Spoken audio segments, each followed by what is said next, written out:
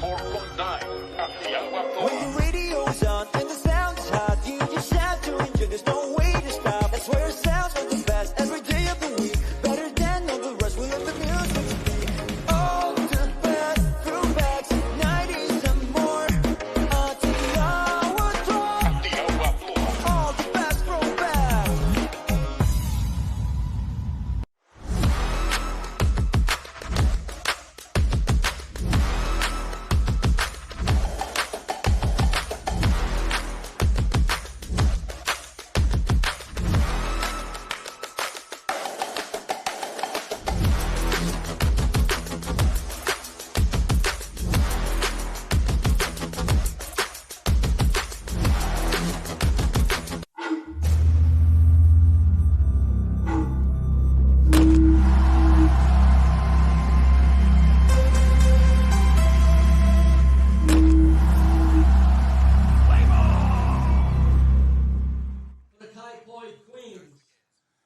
Hello and welcome to Fraser Ballpark, ladies and gentlemen. We're in Hutt Valley, New Zealand here for the grand final of the 2025 Softball New Zealand presentation of the Women's Open Club Championship. I'm Gary Rohihi for Beyond the Dugout Broadcasting here on Day 4, Game 69, hosted by the Hutt Valley Softball Association. Our grand final out there today is yesterday, ladies and gentlemen, that's it. It is grand final time. We're about to get into it. We've got the Kaiapoi Queens from Christchurch in the first base dugout. They'll be taking on Hutt Valley's own Hutt Valley Saints in the third base dugout. Both teams are in black uniforms, but the Kaiapoi Queens will have the yellow collars, and the Hutt Valley Saints have got their red and white accents. You'll be able to tell the difference quite easily. And at the moment, they are being introduced onto the park by our ground announcer, Joe Fraser. Joe will be joining me in the booth as our colour commentator, so we'll talk to him very shortly. I'm Gary Rohihi for Beyond the Dugout Broadcasting, and I will be your play-by-play commentator in this one, and it is a huge moment for club softball every year when we get to the grand final. Here on a day in Fraser Park that is a little bit of high cloud, but it is still very warm and very, very nice out there, and a perfect day for softball. Let's hope that lasts. We have had the odd hiccup on the weather, but that's behind us, and now we've got the two best teams in the competition have found their way to the grand final. Well, that's what happens when you have 17 teams like this and they go at each other for 4 days, and we end up with the two best teams in the competition. So Hutt Valley Saints, third base dugout, taking on Kaiapoi in the grand final. We'll just take a brief pause for the national anthem, and then we'll be back with Joe Friso and myself for more.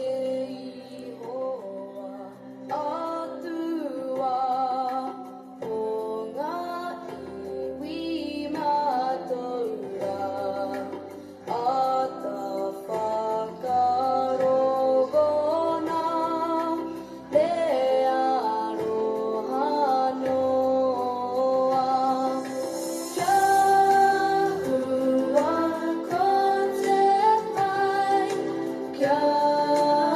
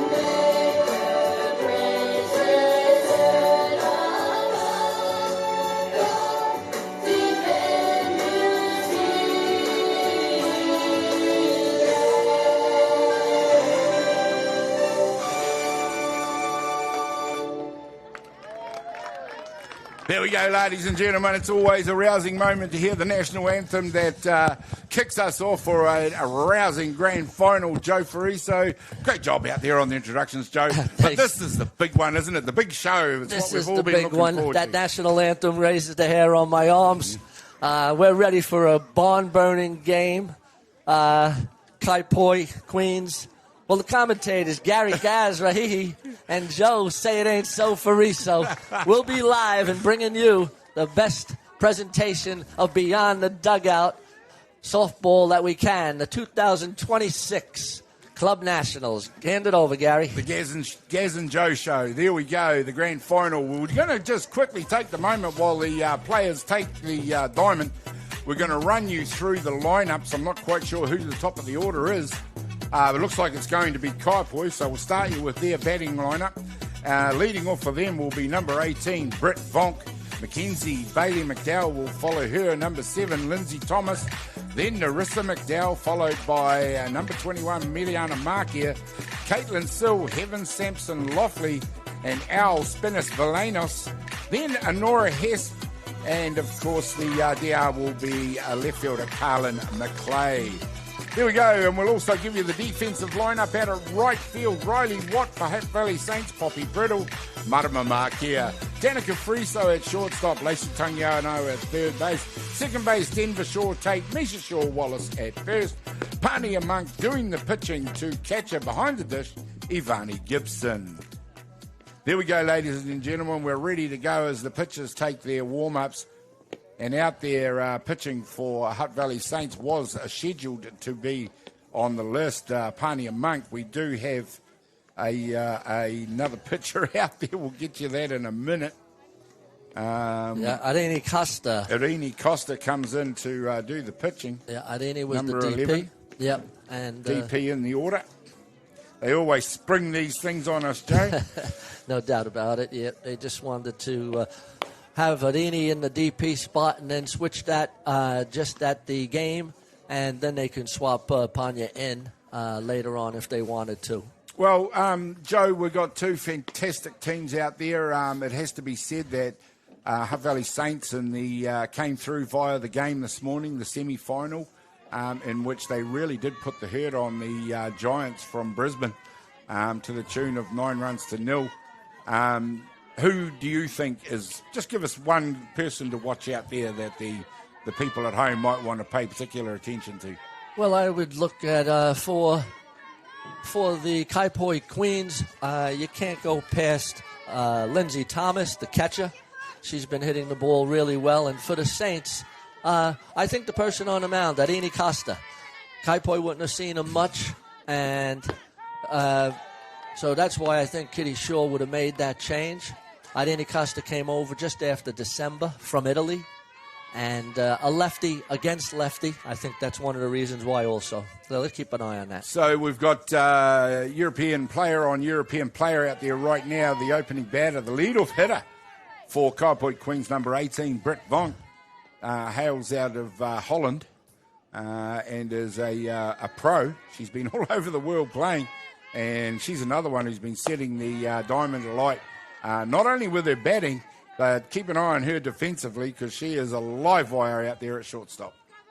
No doubt about it. She's been playing in the Pro League for quite a few years now and represents the Netherlands for her country. There we go. And, of course, Irini Costa, she will have represented Italy. An international flavour, particularly from the Kaiapoi teams, and something that is a feature throughout the tournament. I mean, we also had a team, as I just mentioned, the Brisbane team. There's a high fly ball out to centre field. Poppy Prittle out there gets underneath it and gets us going with the first out of the game. Yeah, good pitch by Arini Costa coming back on a 3-1 pitch to get Vonk to fly out to centre field. There you go. Poppy Prittle nicely under that one. No effect from the light. The sun's just briefly hiding behind those high clouds up there. That's going to bring to bat number 7, Mackenzie Bailey McDowell. And here's another girl has played at every level in New Zealand softball and extremely good batter. Both She's been teams over in the deep States, yeah. in their lineups, Joe. They back all the way through. Yeah, Mackenzie Bailey McDowell played in the United States and has come home. There's 3 of the McDowell sisters. Layla now a New Zealand communications manager. Oh, there's a hit by Mackenzie. She just puts it out of the reach of Misha Shaw-Wallace at first base. And with one down, Kaiapoi Queens underway with a runner safe at 1. Lindsay Thomas, the girl that you just mentioned, Joe, is up to bat. Yeah, nice piece of hitting by Mackenzie Bailey McDowell. Just with a 2-strike count, just went with the pitch. Knocked it into right field. I think the slow motion really showed there that she took it to right field on an outside pitch just absolutely deliberately. She just held the bat out there, gave it the angle. Yeah. Lindsay Thomas, the catcher, international from the United States. Has an aggressive warm-up. There it goes, all the way around, slaps her on the back. But yeah, the warm-up, the power of the batting is just as aggressive as the warm-up.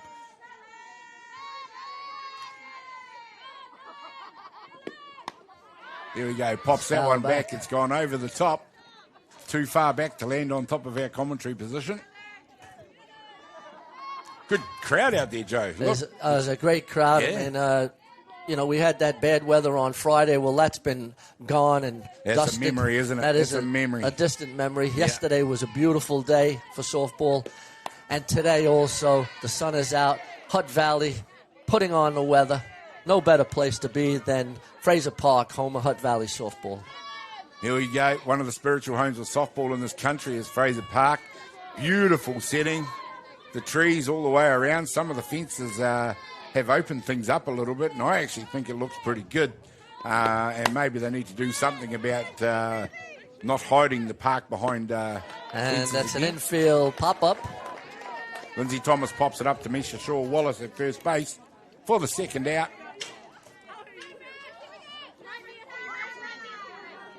There you see on the replay, Irene Costa very early with 2 outs in the top of the first innings, already peppering the outside of the zone, the outside edge of the plate. This one through the middle though, and it is hit hard, and it is a left fielder, Marama Markia, who goes out there to make the catch. And there we go, we've had 4 batters and 3 outs, and the top of the innings is already over. As you see, both fielders, good communication out there to take that catch and end the top of the first. We'll be back in just a minute.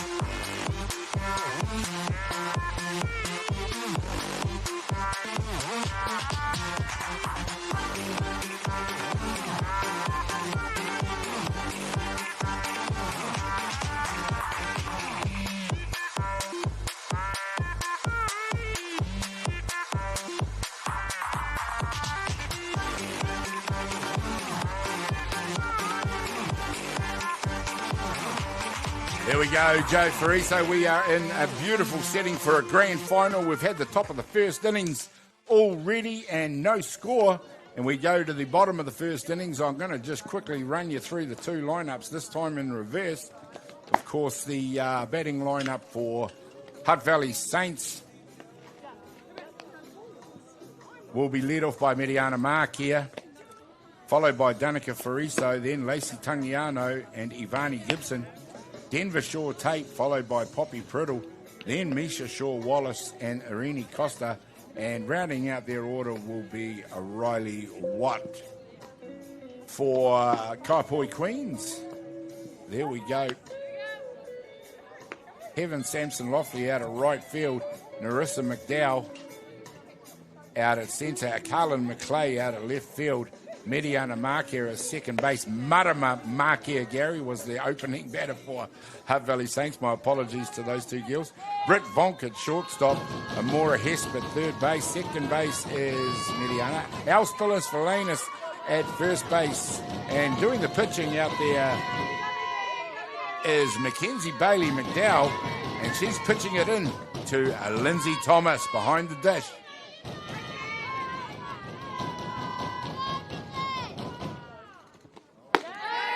Sorry about that, Joe. I got the two Markia girls around the wrong way. I'm sure they wouldn't have appreciated being put in the opposition teams. Yeah, we got Mediana playing, I think, second base. And Marama playing left field. Versatile player, plays the infield and the outfield. Good speed. Yeah, she's a versatile player as Mackenzie Bailey McDowell. Of course, we've seen her for most of the week playing second base herself for Kaiapoi, but in similar fashion to what we've seen with Irini coming into pitch. The Hutt Valley Saints wouldn't have seen too much of Mackenzie in the last few years while she was overseas, and of course she plays down in Canterbury. Correct. I mean, I think Mike has her, Mackenzie Bailey McDowell starting with Al Spinners Valanes in the wings. Yeah, of course, he dips pretty deep into his pitching. Al Spinners Valanis playing at first base. They are very good pitcher. And, of course, he's also Caitlin Sill, who can call on to pitch for that team as well.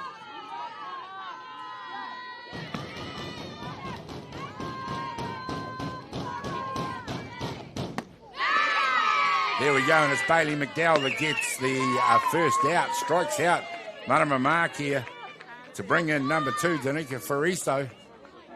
Now, Danica playing with a little bit of a light sprain, but certainly doesn't seem to have affected her today. So there must have been some good medication going on in that household last night.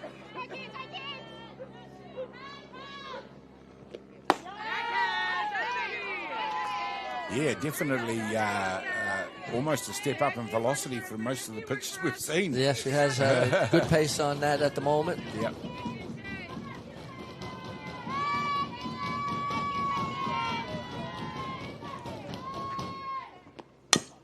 This time, Fraser gets it. It's out to third base. She's legging it out. The throw goes across the diamond.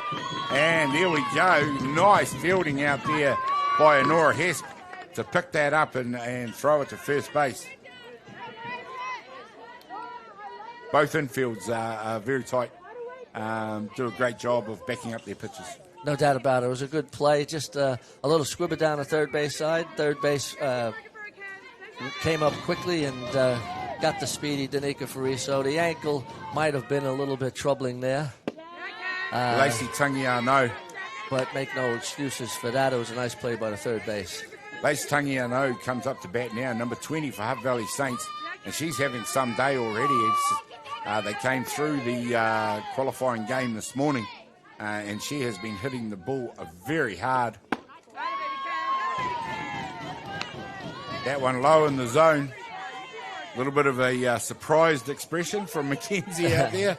Probably thought that might have been closer to the strike zone than the umpire thought it did.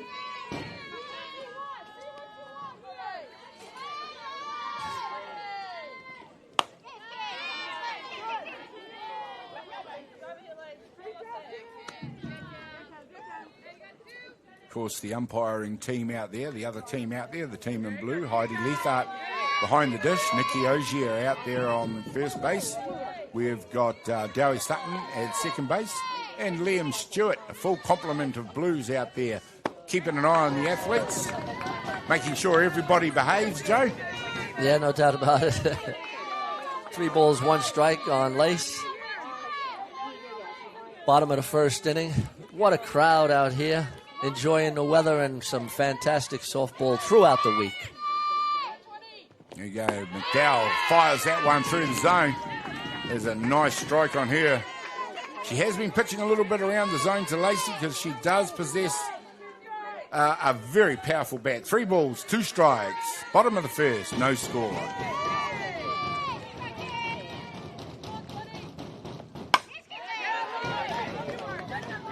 Just fouls that one off.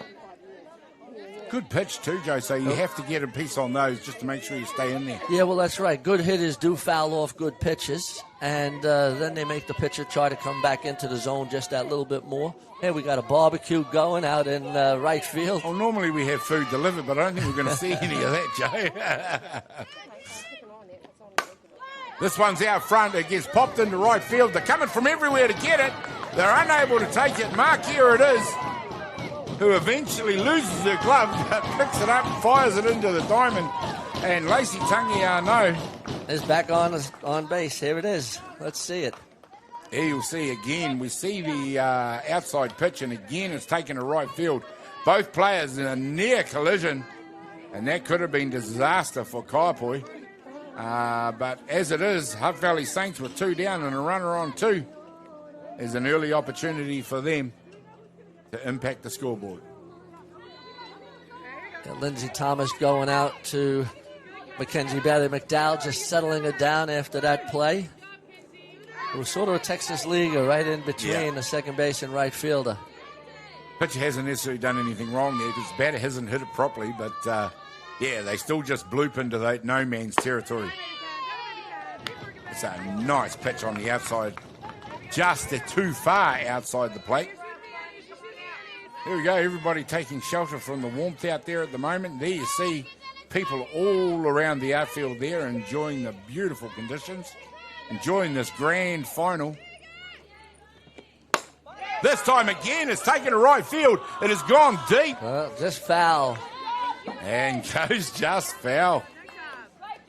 Nice Varney piece of Gibson hitting. doing the hitting for Hutt Valley Saints.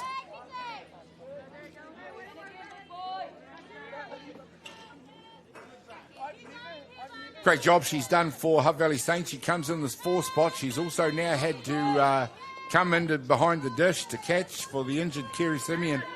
And that just proves how deep Hutt Valley Saints go in their lineup to replace a catcher of Kerry's quality with another very good catcher.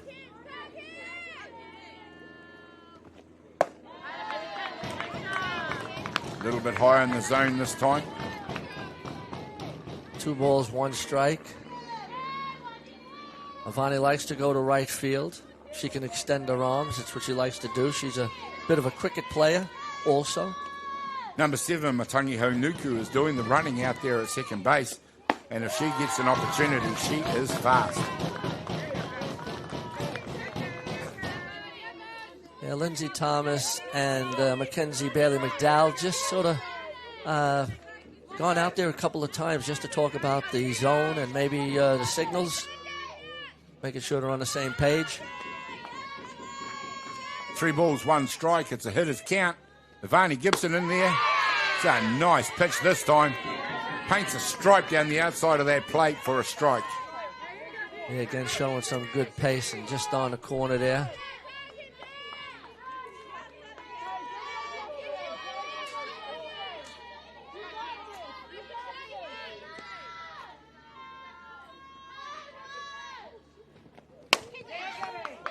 Oh, that's a foul ball. Just missed getting down the third base side.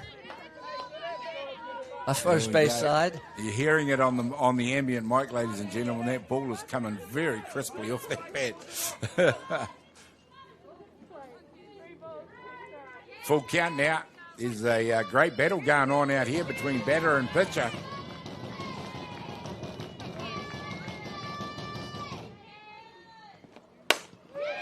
This time That's he's a base out. hit. He's hit it straight through second base. The runner's coming through. Nuku scores. There we go. Gibson heading to 2. And early advantage to Hutt Valley Saints. 1-0 in the ball game. With a sliding double to drive in the first run of the game. There you see on the replay is a beautiful piece of hitting. Great effort by Mark here, but she couldn't cut it off. And Gibson heads to 2. She comes in safe. Brings up Denver Shore Tate. Denver Shore Tate comes up to bat now, number 6. There's an exciting moment for Hutt Valley Saints as they get ahead in this ball game, 1-0. Shore Tate launches one into the air. They'll come from everywhere to get under it, and in the end, it's Mark here that gets under it out there and takes the catch for the third out in the innings. One inning complete. It's Hutt Valley Saints 1-0 up over Kaiapoi in this very exciting grand final. We'll be back in just a minute.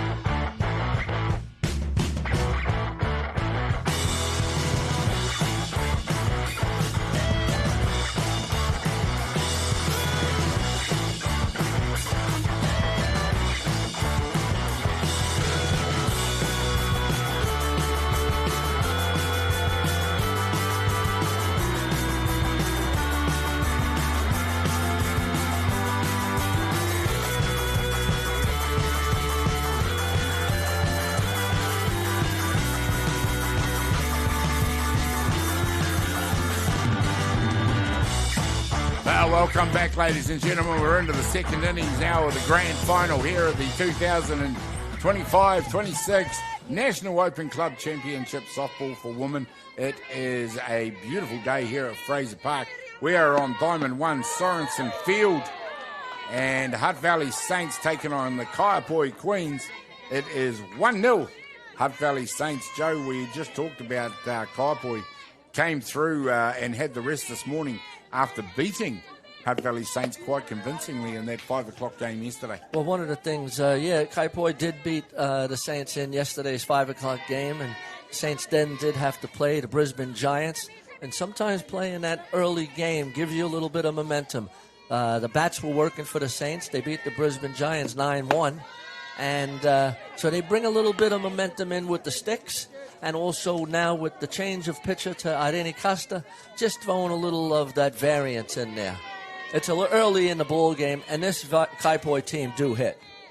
They sure do. In fact, that's the feature. Oh, there we go. That is hit like a rope. Goes to Lacey Tangiano. And number 21, Meriana Marquez, shows you what an athlete she is. She beats out the throw, and Kaiapoi Queens up and running. There's the replay. She hits this one like a laser beam straight at third base. Lacey Tangiano all but caught it, but couldn't hold on to it. Backed up by Fraser, she fires it across the diamond. Well, there you go. That just illustrates what Kaiapoi, what you just said, what they're capable of coming back with. Up to bat for them, number 5, Caitlin Sill.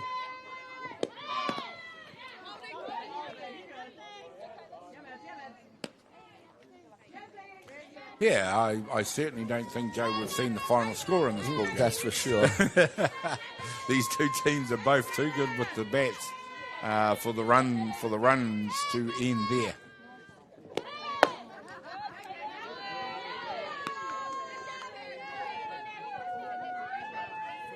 Two balls, no strikes.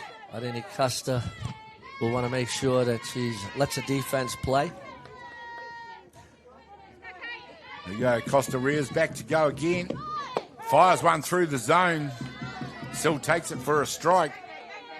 The runner at 1. The other thing we've seen, Joe, is the coaches, Mike McDowell and Kitty Shaw, are both very aggressive in their plays when they get runners on base. This one's hit hard by Caitlin Sill. It's heading out there deep. There's a diving attempt. The runner's mark here. She's rounded 2. She's heading towards 3. And now we're seeing Kaiapoi putting huge pressure on Hutt Valley Saints. There's the hit. It's gone deep right between the two fielders. There's a desperate dive for a catch by Poppy Priddle. Oh, a great attempt by Poppy Priddle in center field. She had to go a long way. Yeah, very hard to affect the catch. That definitely would have been one for the highlight reel had she got it. And here goes Heaven Sampson Loffley. Now, this girl has been hitting up a storm today. That's she.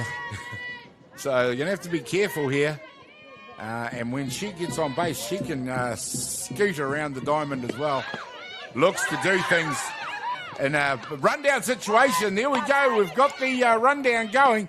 And it is Mark here. The arm is out. She's going to be given home plate.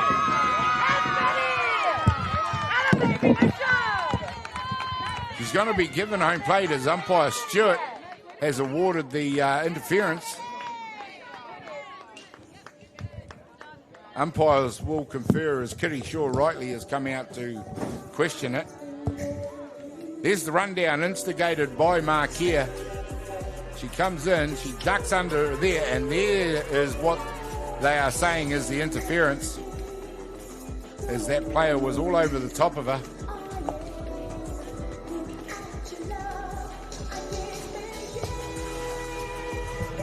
The umpires do have to confer on it. See what the outcome is in just a moment.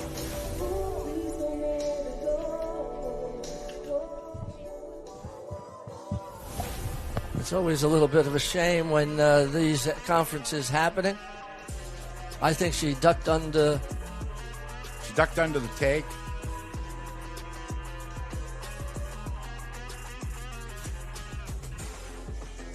Heidi Leithart is just going to explain the decision, I believe. Both umpires put their arms out. There's where it might have come there.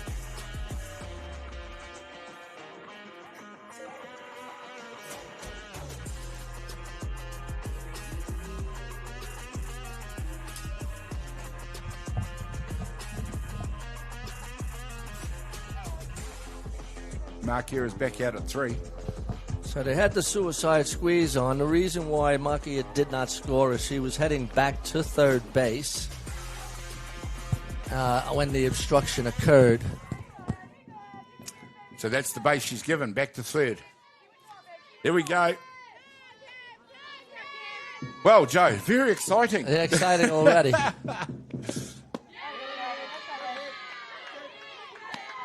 Second and third, none down. Top of the second inning.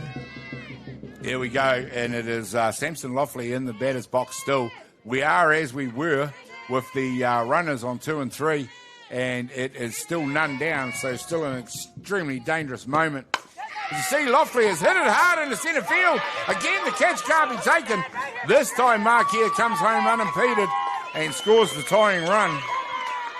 Still none down. And I just said that Samson Loughley is having a day out there today. She is hitting well. Continues at it.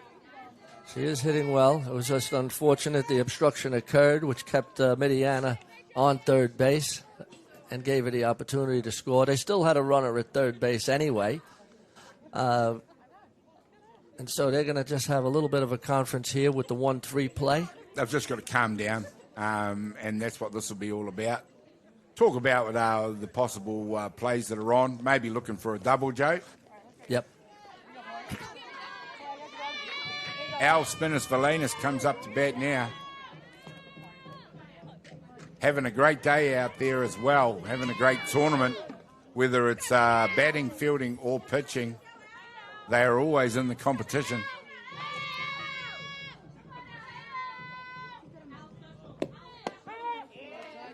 Nice pitch by Costa. Keeps it low in the zone.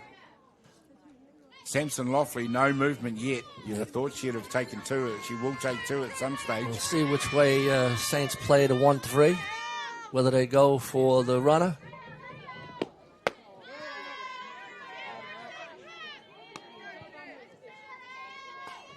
The runner at third probably doesn't have as good a speed as, say, a Midiana Makia.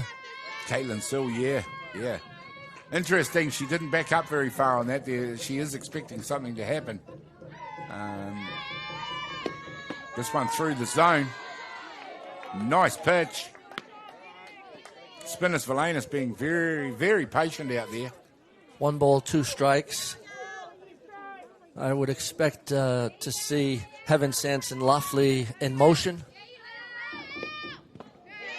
Pulls the strings on that one. Dips out of the zone for a ball.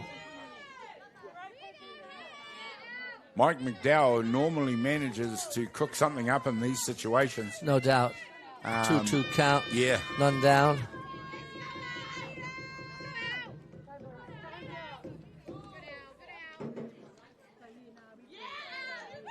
And, of course, for Saints defensively, the brains trust that Saints, they go deep on the bench there as well.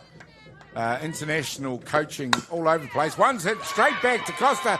It goes all the way to 2. That's a great piece of fielding by Fraser out there, but it's not going to stop the run scoring as she takes Loffley out at second base.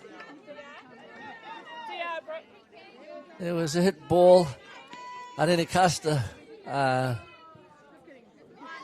lost sight of it on the ground ball, and Danica Fariso scooped it up and got the forced play. They still scored a run and take the lead 2-1. Hit straight up the middle by Spinis Valanis. They have had a runner out there, and it is be number 15, I believe, will be their DR. Kiana Gaiki. My apologies if I'm still getting that wrong.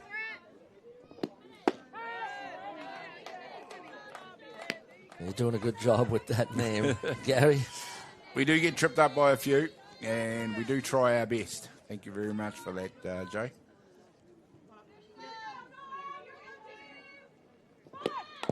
This time looking to go short. It is Honora Hesp out there doing the batting. The third base for Kaiapoi. Also performing very well in this tournament. Having said that, you do have to perform very well in this tournament to get to the grand final. No doubt. I was talking to Sandy Wallace today, and it was in the Roosters Saints game, and Sandy had said, as long as the Saints stay in the lead, they'll win the game. Well, is that wisdom? It's like saying if they won ahead at the end of the game, they'll win. Exactly right. This one hit straight up the middle again. Short Tate steps on second, looks for the extra out, but does take the out at 2. Nice play by Denver Short Tate. Did it unassisted, threw it over to first, and the speedy Honora Hess just made it to first base. Oh, there's no doubt that execution is having to be on point by the infielders as they're getting plenty of work to do. Britt Vonk comes up. Kaiapoi Queens 2 runs to 1 ahead of Saints in the grand final. And one thing we can guarantee, and we've already mentioned, that won't be the final score. No, that's for sure.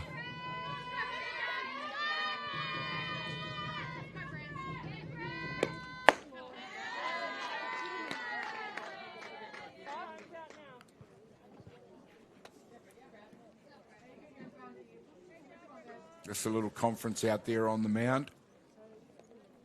Yeah, Heidi's having to do her work because the catchers and the pitchers want to make sure they're on the same page. So there's good-looking blokes right there on the screen. Hey, the best-looking commentators in softball, you can guarantee that. That's for sure, Gaza. There we go. There's the slide on the steal, and the throw is good. Danica Fariso with another nice play to grab that ball and make the tag. Great play by Varney Gibson. That throw was right on the money. It was very much on the money. It's tail done, and it is Kaiapoi Queens head back to the dugout, and we are going into the bottom of the second with Kaiapoi leading by 2-1. We'll find out what Saints can do when we come back in just a minute.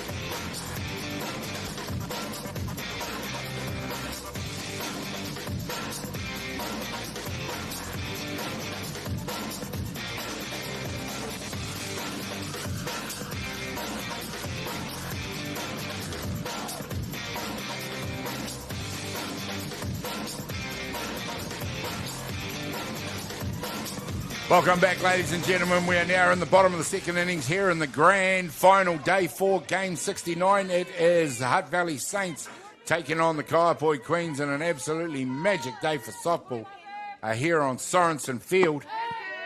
Poppy Priddle up to bat, and we've already used a galaxy of superlatives to describe this girl, but she illustrated this herself in the last game, Joe, when she launched one out the fence and then ran an in the diamond home run. Yeah, Poppy has tremendous speed.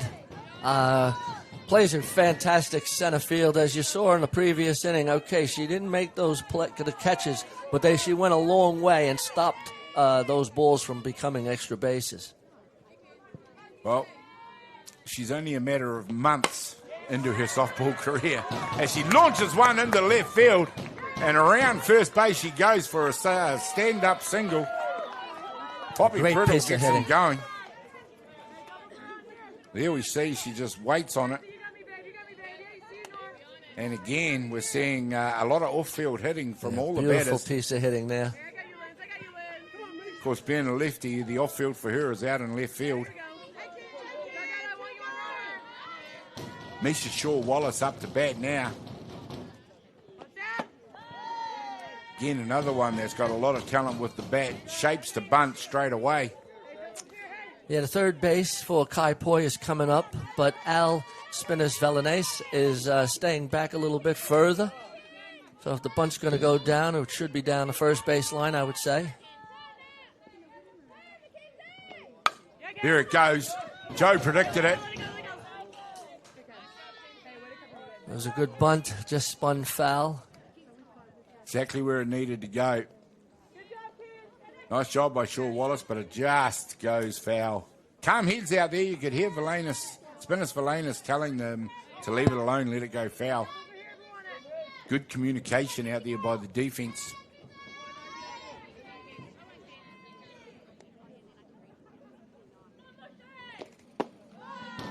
Here we go, 2 balls, 1 strike. Good hitter's count on a 2-1. Whether the sacrifice is on or whether there's going to be maybe a hit and run. With Poppy's speed, that's always a possibility. She could steal a base. Yeah, the steal could definitely be on. Sooner rather than later. There's another bunt attempt. 2-2, that'll even up the count.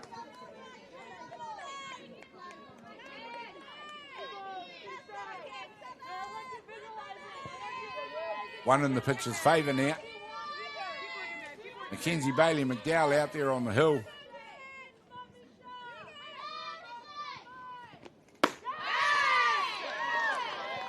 Little bit outside for Heidi Leithart this time to call that a strike. Full count, 3 balls, 2 strikes, none down in the top of the second inning. Bottom of the second inning, pardon me.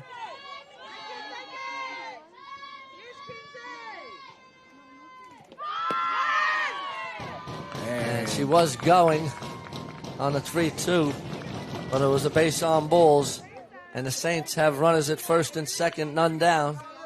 Irini Costa comes into bat now doing the pitching, but she is also dangerous with the bat.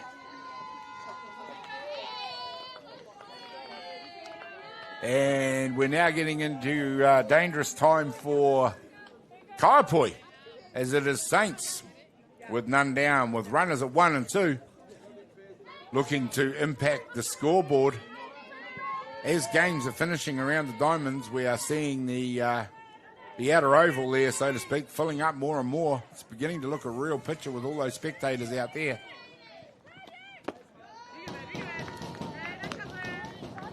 Just a very light breeze. 20 degrees, sunny conditions. Great day for softball.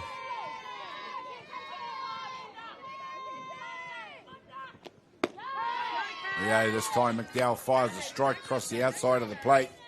Costa it is who watches it go past this time. She needs a good look at Bailey McDowell's pitching.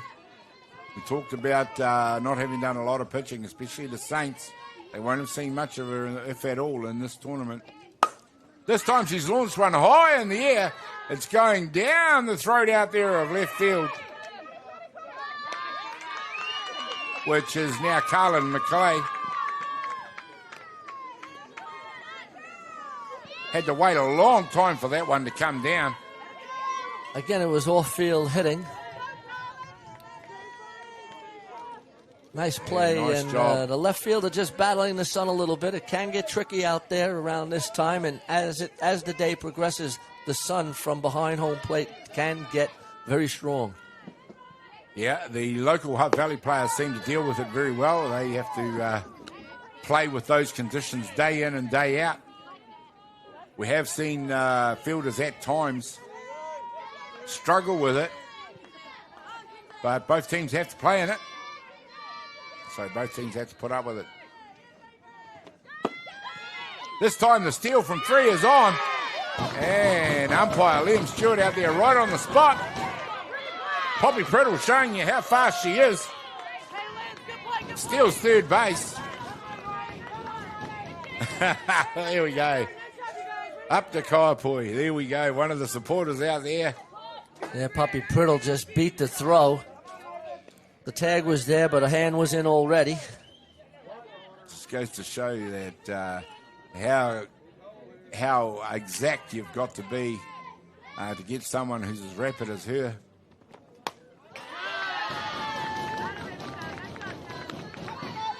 Riley Watt now will be wanting to put the ball in play. Rini Costa, of course, the batter out on that fly ball. That's Riley Watt in the batter's box now. Number 3. Kaiapoi have the fielders in.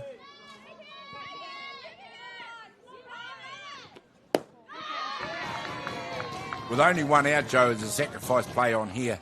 No doubt, that's right. Yes, there is. The squeeze play is on. But with a 3-1 count now, I'm thinking Riley might just take this one. Try to get a walk and get to the top of the lineup. She's hit it straight to Vonk at shortstop. No chance for a run there. She got it on the button. Probably hit it a little bit too well in the end. Yeah.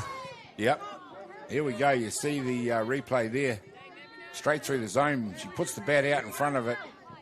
And Britt Vonk up to the challenge right there. 2 down. Back to the top of the order. Number 4, Marama Mark here up to bat for Saints.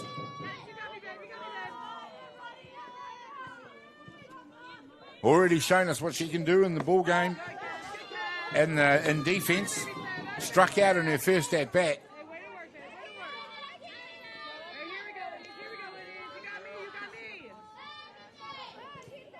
But you don't keep one of the marquees down for very long.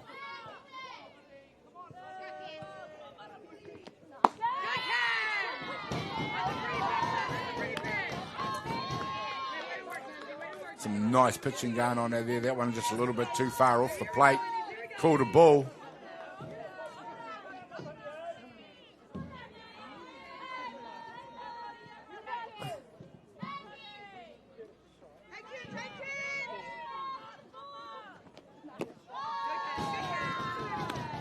This time, there's very patient batting out there from Marama Mark here.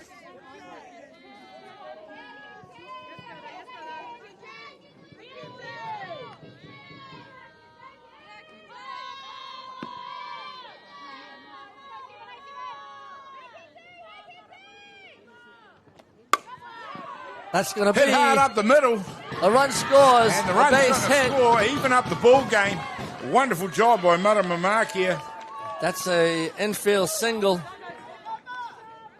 It was a nice play by the shortstop to keep it in the infield and save a run.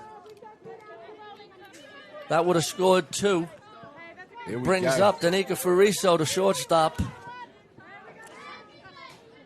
Mark here, safe at first base. There's a run scored there. There's 2 down. Danica Fariso up to bat now. That's prompted a bit of a conference in the middle of the diamond there. Joe, we're going to get a few of these throughout the day. No doubt. There's runners at first and third. There's 2 down.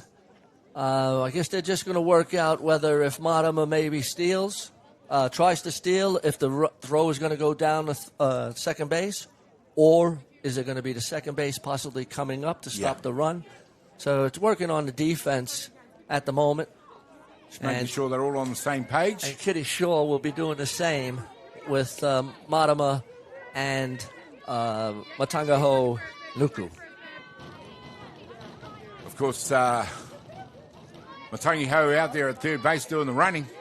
Number 7. Danica Fariso in the batter's box, getting ready to go. Takes a strike on the first pitch. Runners on the corner. Dangerous time for Kaiapoi. We're in the bottom of the second innings already in this ball game. Exciting times. There we go. This one's hit straight back to the pitcher. McDowell fields it and defuses that situation nicely. Fariso it is who becomes the third out here in the bottom of the second innings. But not before. Hutt Valley Saints even up this ball game. We're all locked up after 2 innings. 2, 2, 2. We'll head to 3 in just a minute.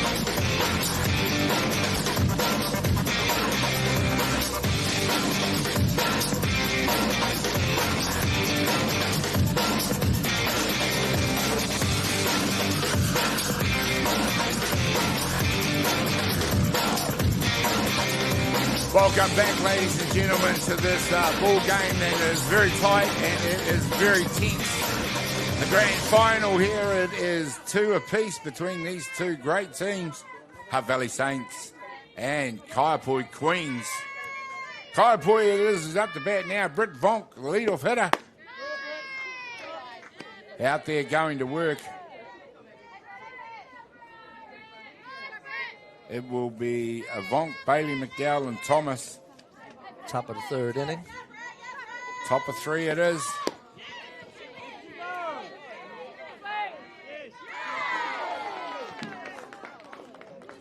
The question is asked, did she swing? The answer was given, yes.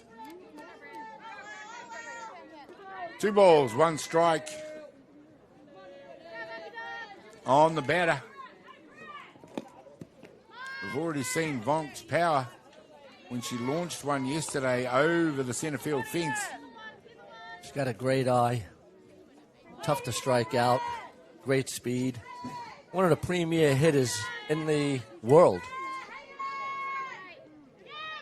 You got to be on your game. She's picked the walk. That underlines her quality. They pitched around her very much there. Mackenzie Bailey McDowell comes up to bat. And Hutt Valley Saints bat all the way through the order. Well, so do Kaiapoi Queens. Absolutely.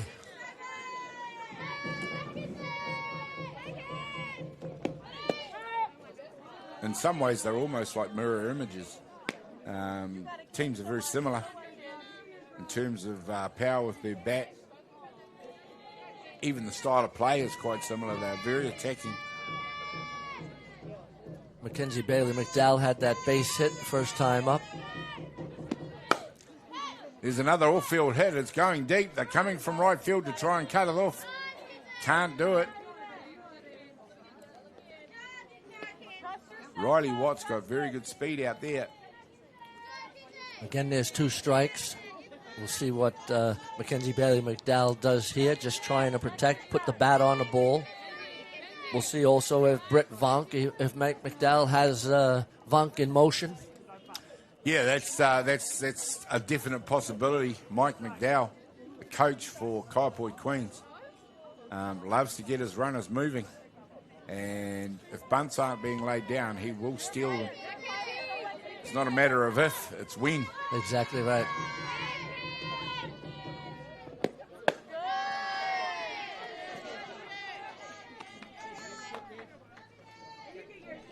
Still, the way this one's going at the moment. 1 ball, 2 strikes. Pitcher's ahead of the count. The steal could be right now.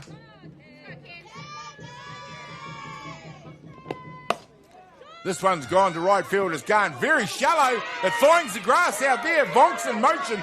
She's going all the way to 3. Bailey McDowell's gone to 2. And there we go. Kaiapoi this time. Get the job done. There's the replay for you. It's taken to right field. We've seen a lot of this from both teams. Just putting the bat out there and taking it opposite field.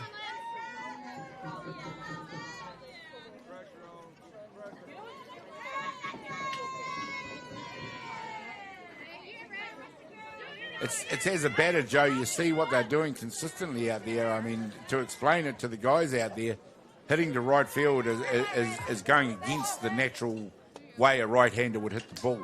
No doubt, but Mackenzie Bailey McDowell had did it perfectly the last 2 at-bats now. And they just made an intentional walk to Lindsey Thomas to load the bases. The infield's in. Well, there we go. They've got loaded bases with none down. There's a very dangerous moment now for Saints. It's Saints that have put the batter on. They've recognised the danger of Lindsey Thomas. It was Narissa McDowell.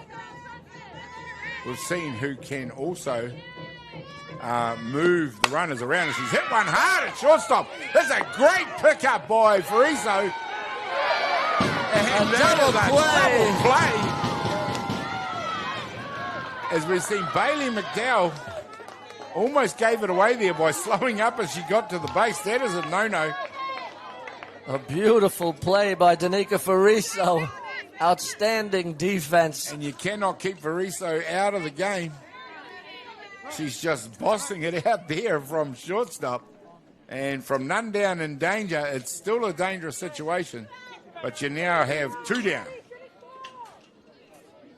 So the automatic was taken at home plate, followed up by the double play here at third base. Followed up by the double play at third base. Lindsey Thomas it is who is out there at second. You have Narissa McDowell at first, 2 down, and to catch us all up, it is Marama Markia who hits it straight up the middle. Here it comes into home plate. And it is a Britt Vonk who scores. Number 18, Britt Vonk who scores. And there we go. This game just keeps swinging and changing. 3-2 now to Kaiapoi. Yeah, nice piece of hitting by Mediana Makia. Mediana Makia gets the job done. First and second, 2 down. Of course, Lindsey Thomas came and sat down. It was Vonk being the last out who came and did the running for her.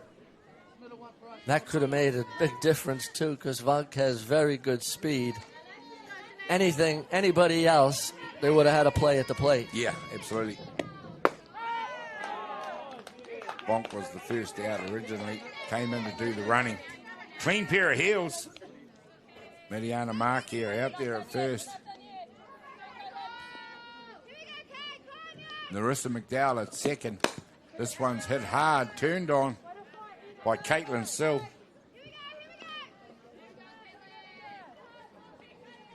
(3-2) the score now. 1 ball, 2 strikes. 2 down, top of the third. Kaiapoi Queens have a 1-run lead. This game's going to keep us guessing if the lead keeps changing every innings, Joe. It's amazing the way it's going, but definitely worthy of the grand final. which is exactly what you expect. 2 balls, 2 strikes.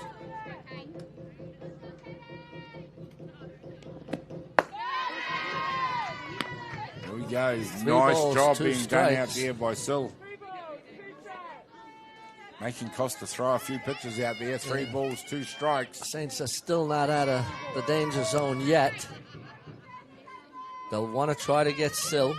1 swing of the bat. Could do it right here. There's one. A high fly ball out to right field. Second base gets under it. Can't take it. One's going to come in. Now Kia's coming round. She goes back.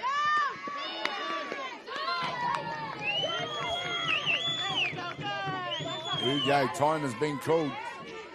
But not before. Another run scores. Mark here all the way around to 3.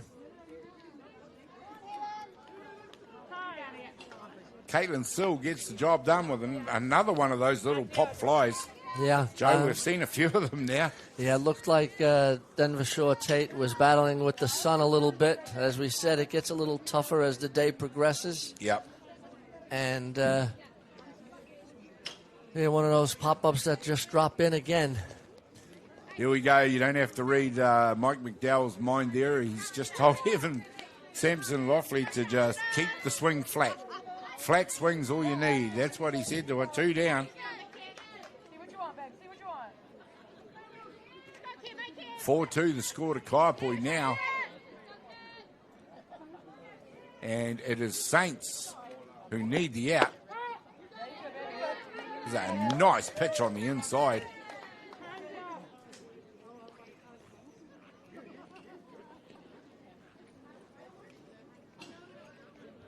Here we go, battery coach Dave Elder, along with Kerry Shaw, coming out to have a chat.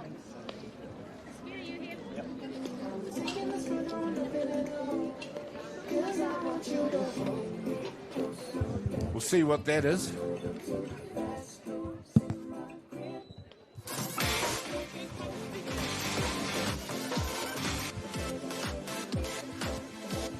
Coach Leithart heading out to pitcher's mound.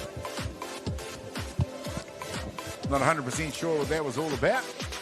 Yeah, not sure either. Both Dave Elder and Kitty Shaw came out. We're back to the ball game. It's 4-2. Kaiapoi Queens, Hutt Valley Saints, 4-2, top of the 3rd. No balls, 1 strike on the batter. Samson Loughley hits one. It's another one of those fly balls. Fraser catches it out there for the 3rd out. There you go, but not before Kaiapoi Queens score 2 runs in the innings.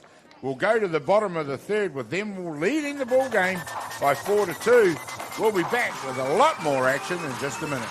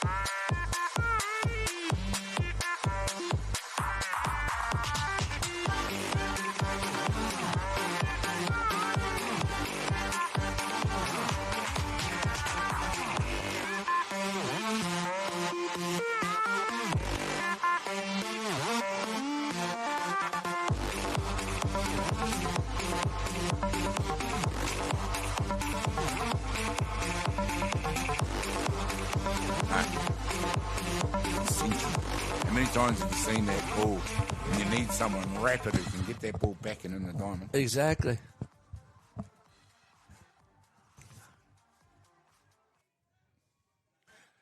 Welcome back, ladies and gentlemen. There we go. It's number 20, Lace Tanyano, who has a cut at the first pitch.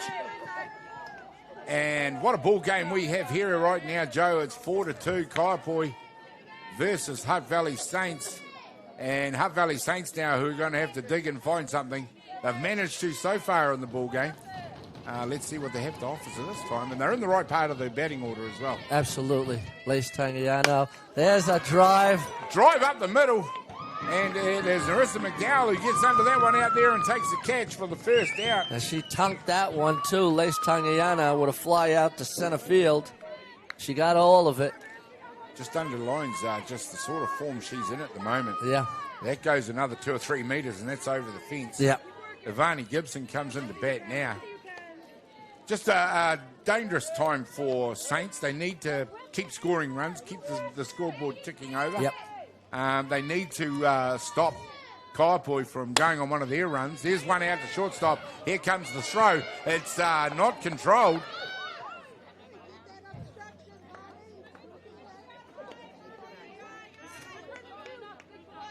Here we go. Here will come the replay. And we can hear Kerry Shaw just asking about obstruction out there. Here we go. And Valanis did try and pull away now, out of that. Ivani Gibson should have ran to second base, and she would have got second base for free. Yeah. Because it was an obstruction, so she couldn't have been called out. But Yeah, she had to make an attempt to go to second. That's what Coach Shaw was talking to her umpire. Not to the umpire, to her athlete. This one through for a strike. Ivani Gibson. She's been on 2 out of 2 times. Hit Out that one there. in the 5-6 hole. Denver Shaw Tate it is batting. Gibson batting very well today and yesterday as well. Really has come on in the tournament.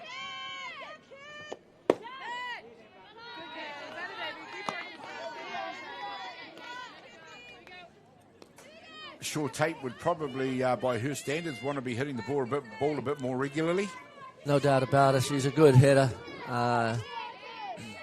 Another one that's come back with a great experience over in North America after going to college there.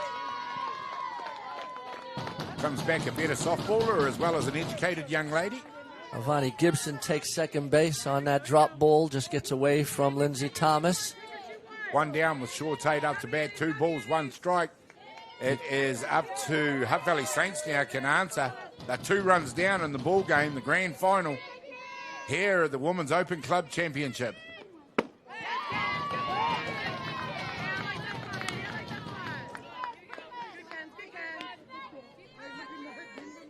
Both teams... 3 balls, 1 strike. Both teams, Joe, marched into the grand final, really, didn't they? No doubt about it. Well, Kaiapoi had a decisive win in last night's 5 o'clock game. Came in undefeated. This time is Shaw Tate who hits it out to second base, scoops it up, and gets Shaw Tate out at first for the second out. But not before Ivani Gibson scoots across the third. There we go, gets it right on the end of the barrel. You can't get any power in that. Yeah, she was going the right way with that pitch. Just didn't get enough of the barrel on it. Poppy Priddle up to bat now. Poppy had a single the last time up.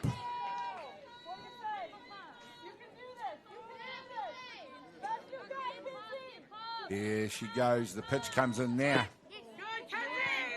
Low in the zone. And you do not want to get behind in a count to Poppy Priddle. If she knows it's coming through the zone, she will meet the ball with the bat. And Poppy has very good power also, so she can slap, she can bunt. She hits the opposite way, but she can also pull the ball and hit with power.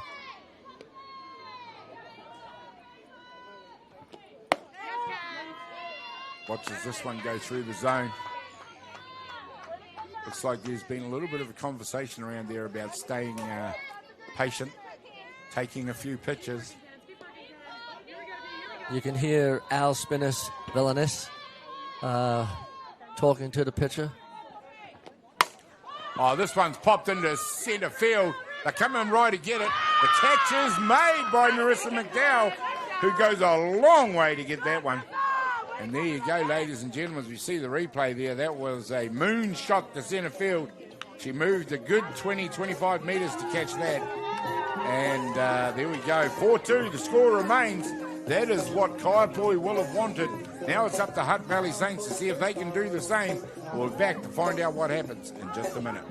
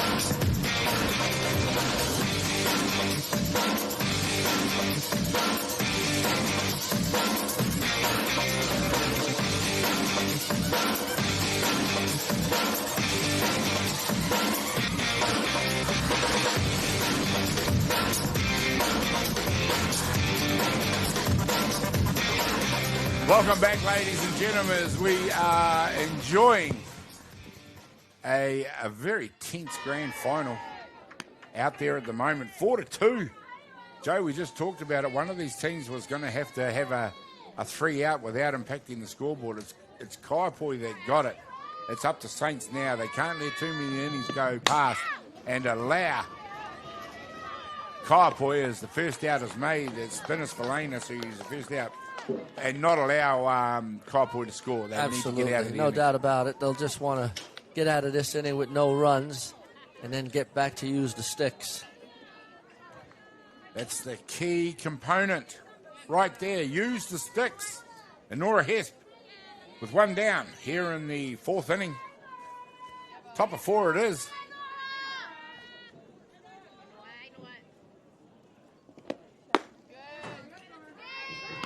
Nora Hesp, third base. Played a good defensive third base. She sure does. Very good speed. There we go, drops the bunt.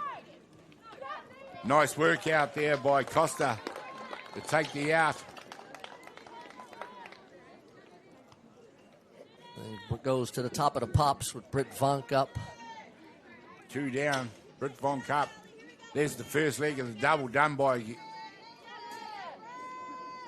Hutt Valley Saints. Need to get this out. Britt Vonk might have something to say about that. One of the more powerful batters in the tournament, not just in Kaiapoi's lineup.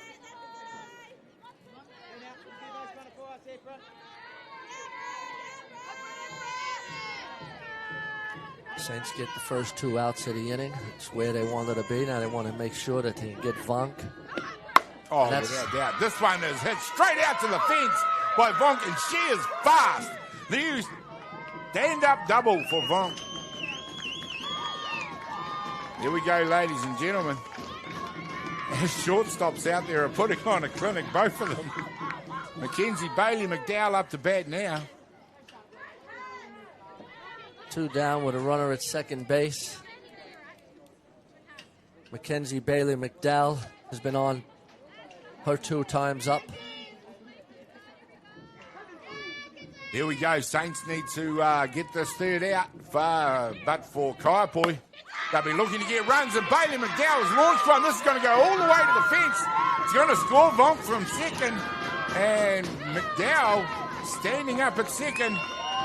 Here's an RBI double for Bailey McDowell. Gets the job done, extends the lead now, and the gap is getting significant in the context of a grand final, Joe. 5-2. Yeah, as you were saying, Gary, earlier, Kaiapoi bat from 1 to 9. There's a beautiful piece of hitting. Just bisects the 2 fielders out there. Goes all the way out to the fence. 2 down, Lindsay Thomas up to bat. They put her on base last time. There is a conference out there between catcher and pitcher right now. And it looks like we're going to have a pitcher change. So we will take a quick break while this pitching change is being done. Brought to you by Beyond the Dugout Broadcasting.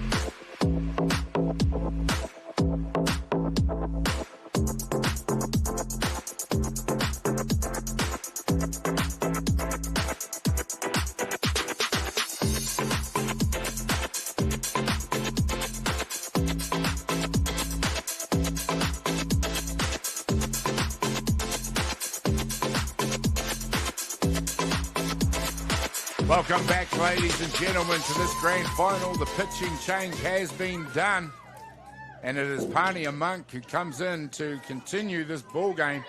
Irene Costa gets a rest as the Kaiapoi hitters were just threatening to get on top of Hutt Valley Saints in this grand final. Pania Monk in the last 2 days has been very good out there. Probably almost a little bit of a surprise that she didn't start this ball game, but certainly Irene Costa, a pitcher that's capable of getting the job done. Yeah, other than a couple of C&I base hits, she was getting hit a little bit just recently, but before that, it was a couple of little hits that dropped in that caused the damage. Well, the runner is out there for Lindsay Thomas, who was once again placed on base. And that was the last out. Of course, Lindsay Thomas being the catcher, she gets the 2-out catcher rule. So Honora Hess, the last out there to do the running. Runners at 1 and 2, 2 down. And there's a wave at the ball, and straight away, Pania Monk proves to be the difference as Narissa McDowell has struck out to be the third out in the inning, but not before. The lead is extended by Kaiapoi over Hutt Valley by 5-2. We'll be back with more action in just a minute.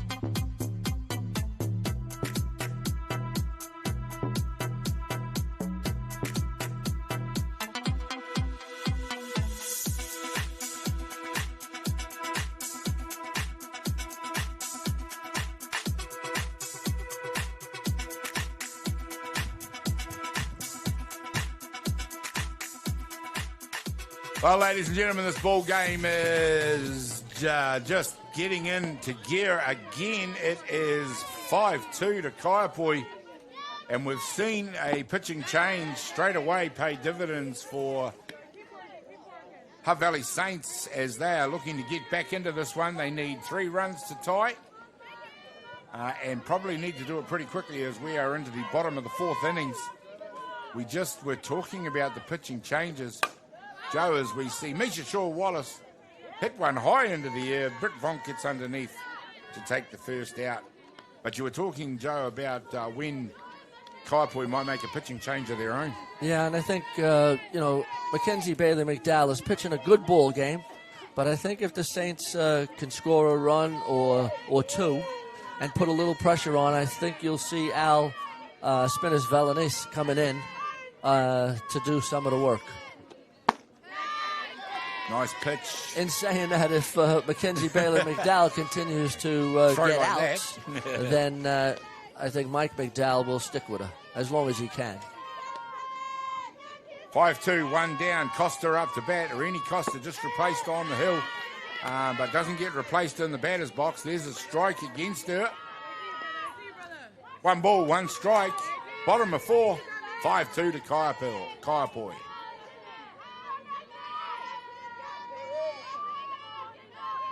I'd be interested to know if there's a strikeout. We talked about Mackenzie Bailey McDowell, and she responds to us by getting a little bit stronger in that one and striking out Irene Costa. Bringing to bat Riley Watt. There's a nice spot right there. Yeah, when you have 2 strikes and you have a good pitcher that's hitting the spots, you've got to swing the bat on a pitch that close. It was very close, but I just looked at it and I think a great job done of framing that pitch by their catcher. Yeah, good point, Gary. Yeah.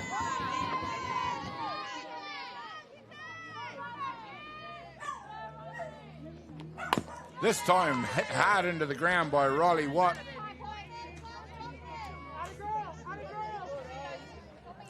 Another athlete in this Hutt Valley Saints team that is very fast around the diamond.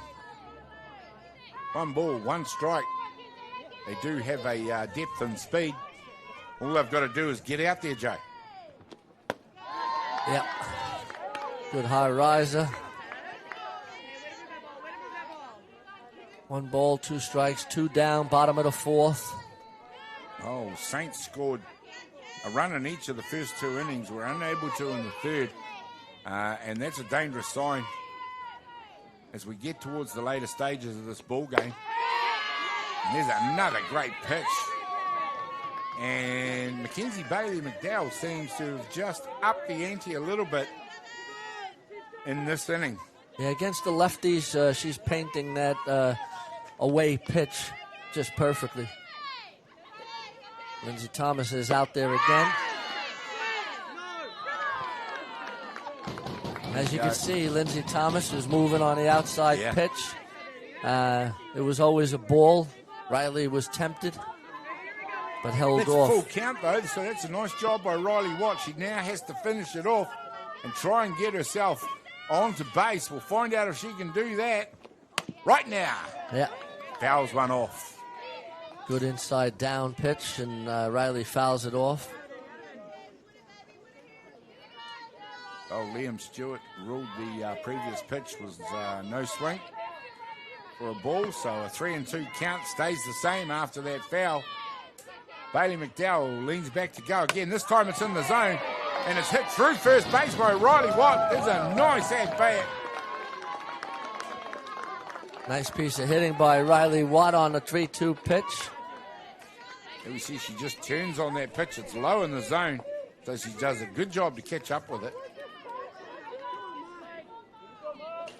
Marama Mark here up to bat, number 4. Got herself out to first base in her last bat as well. Top of the order for Hutt Valley Saints with 2 down. A rally is what they require right here. A nice pitch on the inside corner by Mackenzie Bailey McDowell. Marama Makia has been hitting all tournament.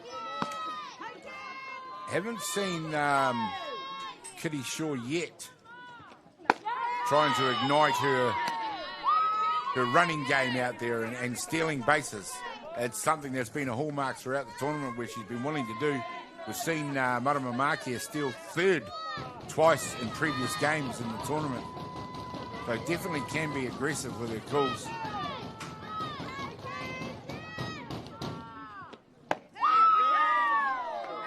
Lindsey Thomas, again, going to the outside corner. The disciplined Marama Makia takes the pitch, and it's 2 balls, 1 strike, 3 balls, 1 strike. I think I saw a 2-1 call on her. This time it's popped out to second base. Takes the catch, does Mediana Makia, and the 3rd out is affected. And we are now 1, 2, 3, 4 complete. And it is 5-2 to Kaiapoi. The Queens, they have a significant lead. It's up to Hutt Valley Saints to see if they can come back. We'll find out what happens when we come back in just a minute.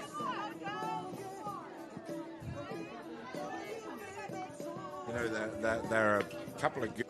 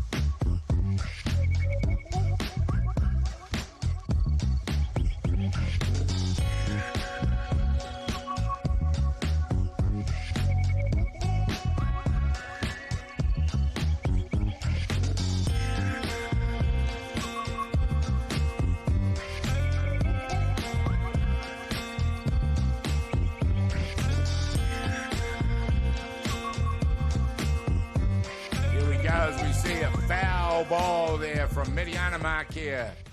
We go from Marama Markia batting at the bottom of the last innings to Mediana Markia batting at the top of this innings. The fifth innings it is of the grand final here at Fraser Ballpark. Saints v Kaiapoi. Pania Monk goes to work out there. And it is Markia that just goes hard at that pitch. Mediana had 2 hits in her 2 at-bats.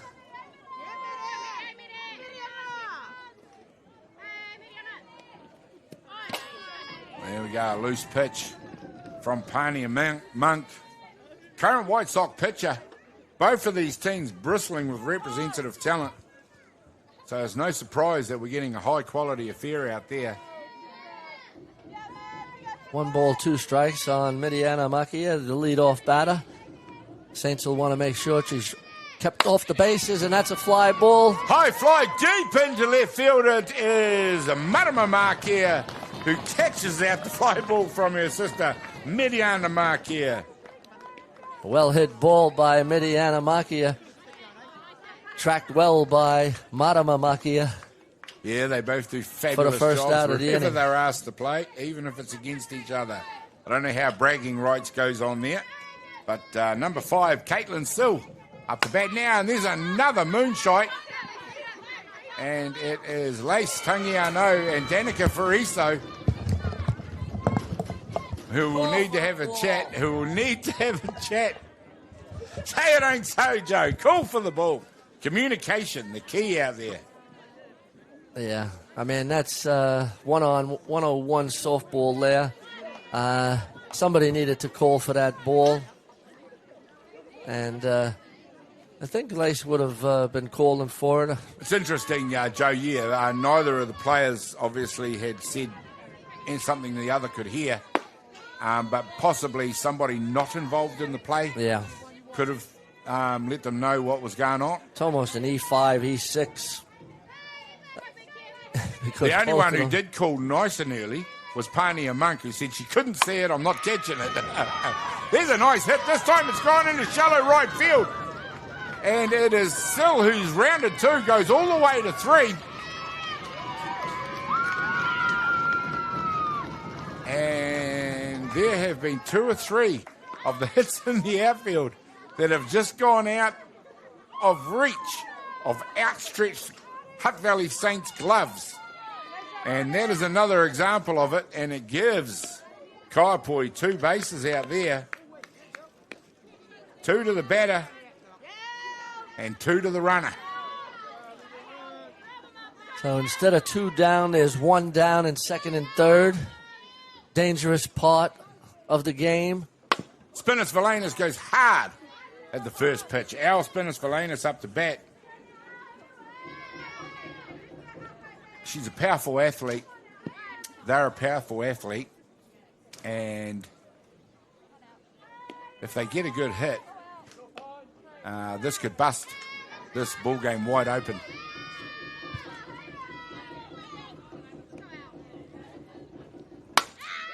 There we go. Paints a stripe down the first base line. Just foul. Spinners Valanis just underlines the power of the hit out there. Yeah. Second and third occupied by Kaiapoi runners. There's only 1 down. No balls, 2 strikes on Al Spinners Valanis, looking to convert RBIs right here. Pania Monk, what can she say about that? Valanis not willing to let anything go past the bat.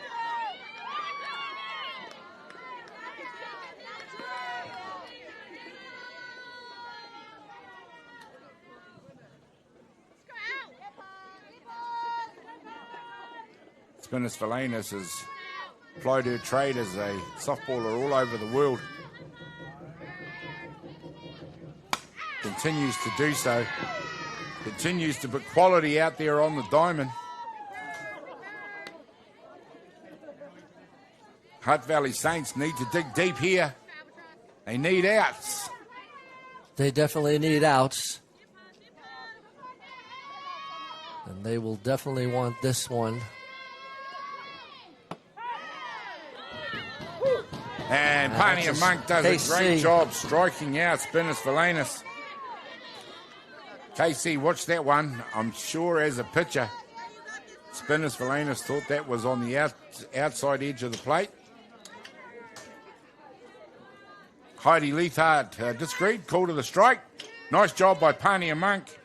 2 down now, Nora Hesp up to bat. And that's a nice job of defusing that situation.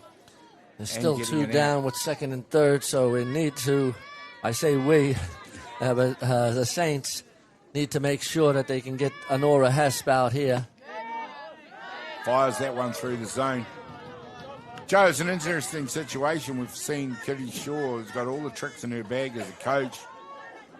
How does she get her team back in the ball game? Well, they're starting with a good part of their lineup in the 5th inning.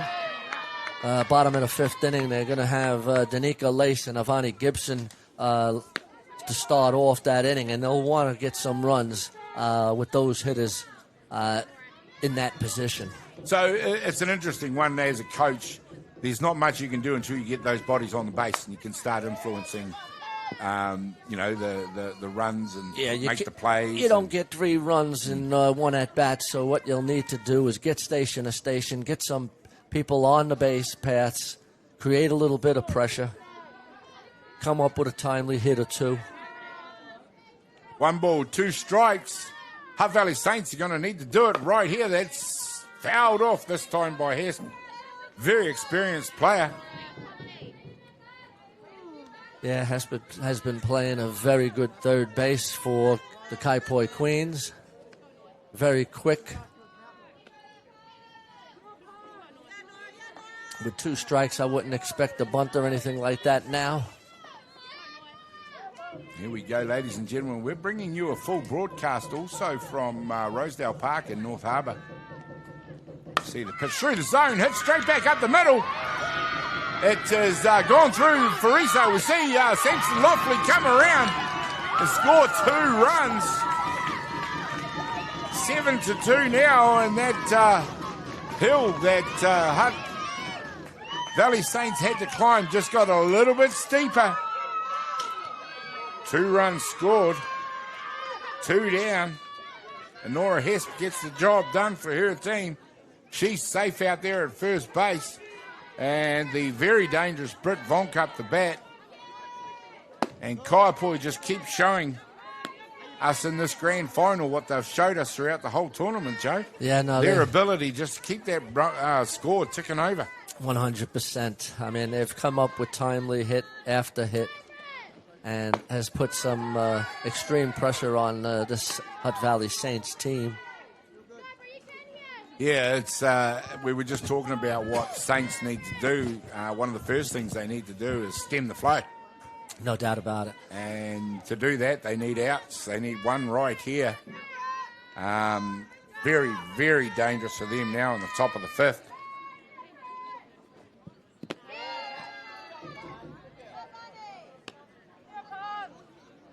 This is a grand final, as we know, Joe.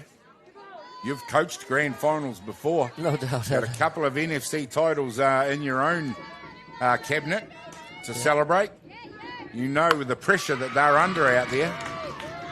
There's a hit by Vonk to right field, and she is having some day out there. Yeah, she continues to hit. She's a hitting machine. It'll be interesting what her stats are at the end of the tournament. But she's a batter that always hits 500-600. I heard in the Netherlands league, or one of the leagues that she was playing in, she batted 900. Oh my God! So that 9 out of 10 times she's getting a base hit. That's pretty incredible. Absolutely incredible. Pania Monk keeps going to work out there. If needed, they can go to Jada Walters Rangitihi. She's a very young pitcher to be brought on in this situation, but how long do you persist, Joe, when runs are being scored with regularity? Yeah, I think, they're going to stay with Panya just for a little bit longer. Hope she can work out of this jam. On the other hand, we talked about whether Kaiapoi would make a change. Probably no need to for them at the moment. No, that's true. I mean, with a 5-run lead and the way Bailey McDowell is pitching, also hitting very well. Yeah, absolutely. And it is a strikeout by Mackenzie, and Mackenzie Bailey McDowell, we just talked about, was the batter. Finally, the pain has ended in this innings, but not before another 2 runs. Cross home plate, and it is Kaiapoi leading the ball game over Hutt Valley Saints by 7-2. We'll find out what they can do in reply in just a minute.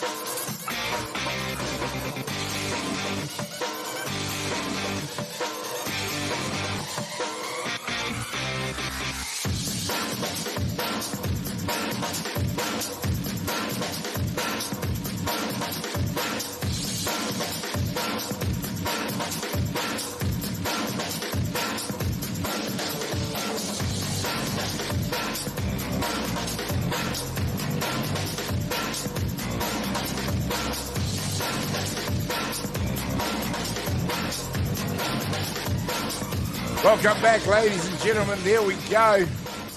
Kaiapoi it is, who are in the box seat in this ball game over Hutt Valley Saints 7-2.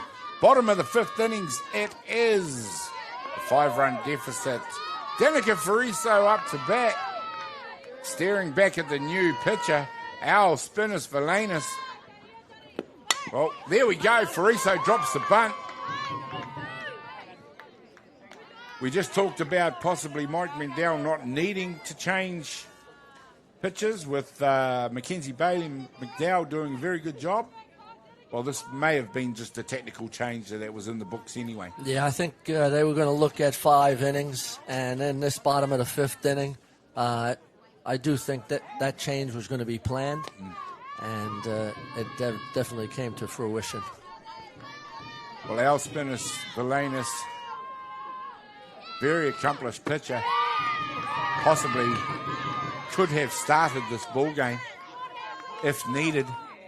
They went with the pitcher that Hutt Valley Saints won't have seen a huge amount of, and that worked very effectively. Got to give kudos to Coach Mike McDowell throughout this tournament. He's not actually listed as having an assistant coach, so other than talking to his experienced leadership group within the team, he's had to make all the decisions himself. No doubt about it, yeah. In contrast to Kitty Shaw, who's got the wisdom of Kevin Gettings and Dave Elder to call on. Yeah.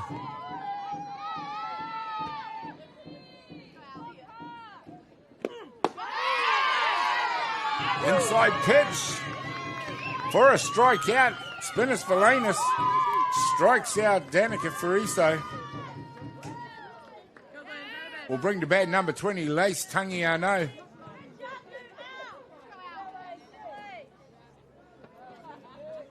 And the energy that and the professionalism and the execution that Hutt Valley Saints played with in the first game this morning, not quite on point in the grand final. No, they're just missing a beat. They're not getting the timely hits that they normally would be getting.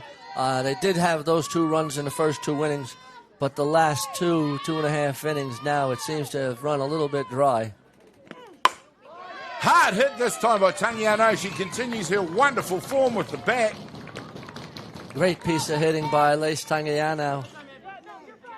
Gets them going in this innings with 1 down. Ivani Gibson up to bat has also been very good in this grand final. They need them to come up and give their best as we see Matangi Honuku, the DR, come in to do the running. And with only 2 runs scored, she's been a very busy DR. She's been out there in virtually every inning. No doubt about it.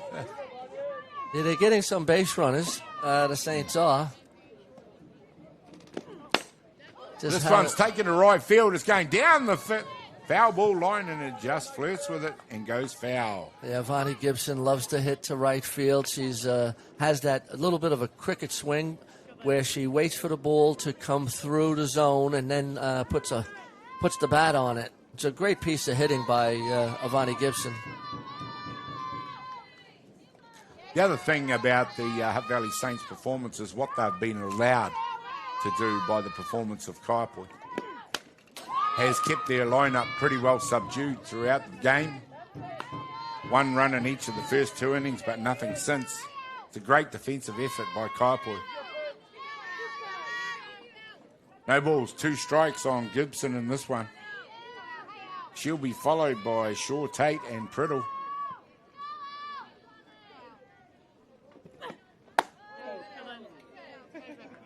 Takes evasive action on that pitch.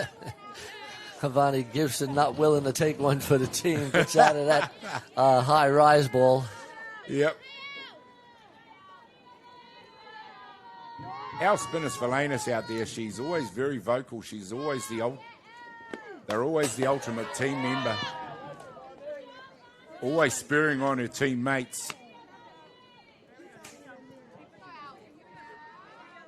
Yeah, what better part of the field where would you want them than right out where they are right now? Yeah, no. There's a lot of talking going on.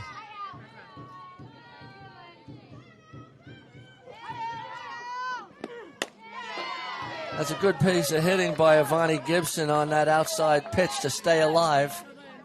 As I was saying and continue to say, good hitters foul off good pitches, and that was a good pitch. Don't leave it to the umpire to call that strike. Foul it off and get back to the next pitch. Ivani Gibson steering back there right now. Here comes the pitch. Goes hard again.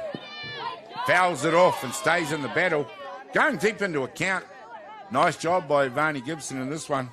Batting 1,000 in this ball game so far. Ivani swinging the bat really well for a youngster. Having an excellent tournament. Showing her qualities out there as an all-round player. This time she's reached out and put one into shallow outfield. Goes up to centre. Moves Matangi Haonuku on to second. Ivani Gibson safe at first. And the glimmer of a fight back from Saints right now. It's going to have to continue, however. They're going to need more hits than that. Yeah, but you don't do it in one swing, so you just go station to station. Denver will be looking to put the bat on the ball, put it in play, and then they go station to station with the next batter. And I think you're right, Joe. Ivani Gibson just showed the way. She just got the bat in the way there. Oh, this one has been hit hard by Shaw Tate. It's gone deep. It's gone 1 bounce into the fence. Here comes the runner to score. And it is another run for Hutt Valley Saints. They've done exactly what they needed to. And it is Matangi Haonuku who scores that run off the hit that Lacey Tangiano provided for her. Yeah, that was a well-hit ball to left center field. Here's the replay. Vani Gibson, it is out at third base. She got all of it there. Tate hit that one all the way to the fence. One bounce, no more than a metre inside the fence from going over for a home run. And that's what her team needed her to do.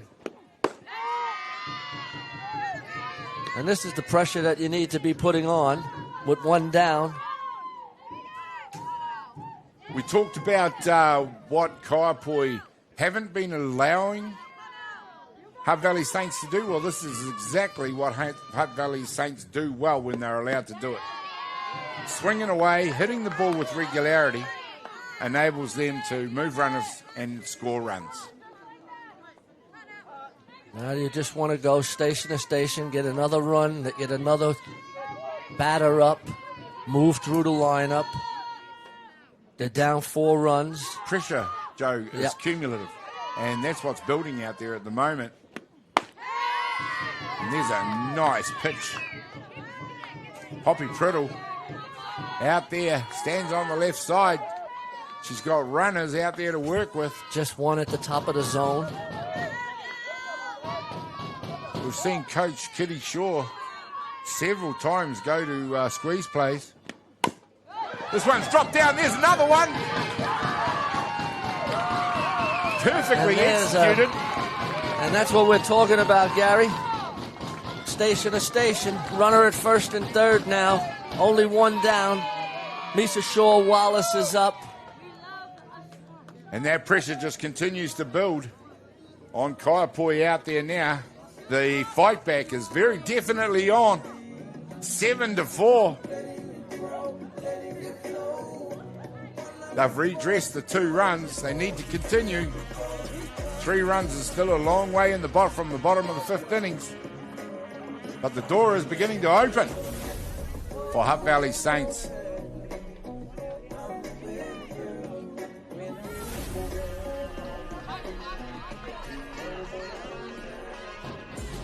And let's not forget, Joe, there's only one down.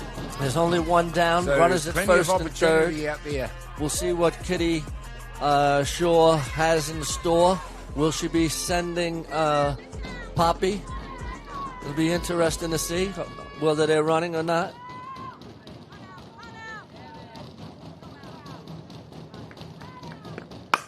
This one hit hard by Shaw Wallace. They definitely are starting to get an eye for the middle of the zone if it's left in there for them. Well, I saw Al Spinner's Villainous yesterday, and so they're starting to see what the spin looks like, the speed.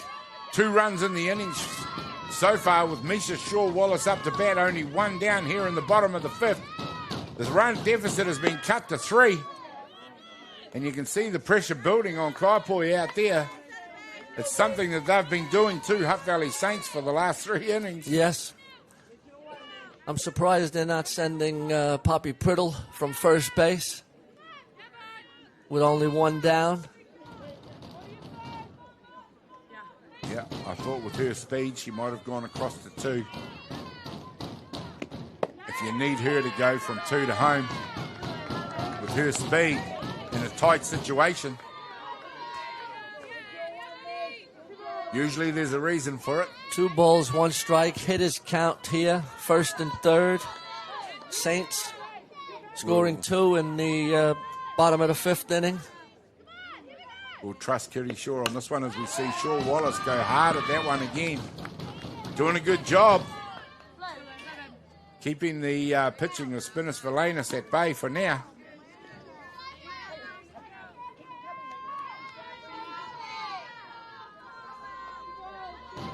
Two balls, 2 strikes.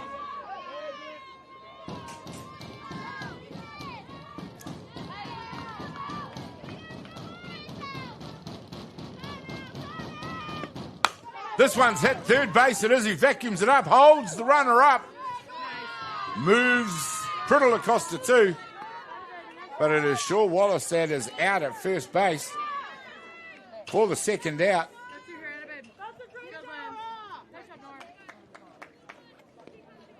Pinch hitter coming in now. It's Alexa Nemeth, number 16, coming in for Irini Costa. We're beginning to see Kitty Shaw going to her bag of tricks.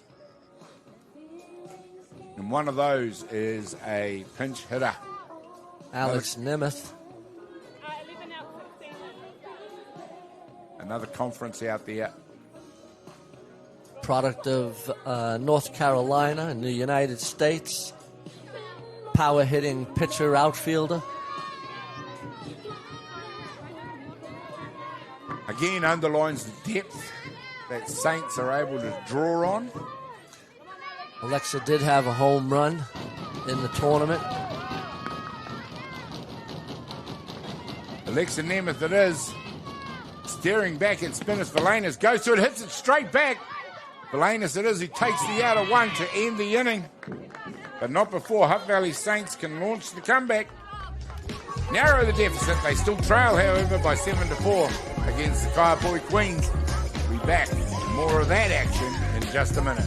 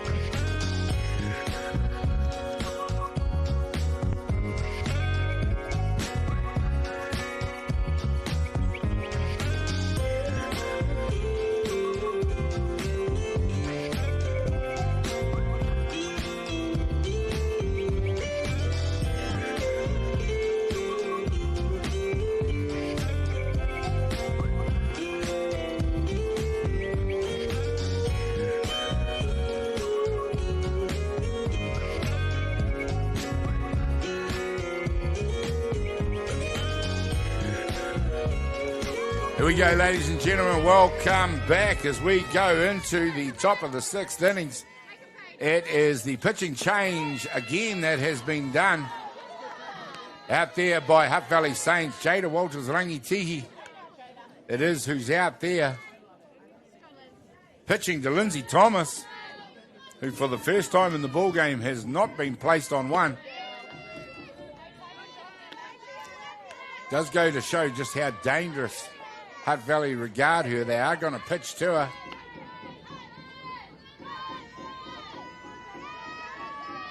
Definitely capable of launching this one over the fence. And Joe, we're seeing Saints pitching by committee. We thought it might happen. That was always going to be on the cards. Areni Costa, Panya Monk, Jada Walters Rangatihi, and they also had Alexa Nesmith if needed. So they did have a stable of pitchers. They are young. Bob Panya, please. No disrespect, but Panya would be the elder of the three. They are all young compared to you and I, Joe. No doubt about it. There we go. Lindsay Thomas, interesting. She refuses to let a pitcher go to the inside on her. She just turns on them, fouls them up. Exactly like that. Yeah. That was hit hard, just to underline how dangerous she is. Yeah, she wants to extend those arms, no doubt about that. She doesn't strike out much at all. She's got a great eye, good power.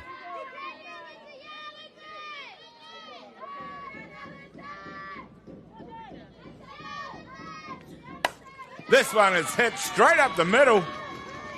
And that is a fairly regulation Texas leaguer to get her out up to first base. Lindsay Thomas, safe at one. Yeah, good bringing piece to of bat hitting. Narissa McDowell.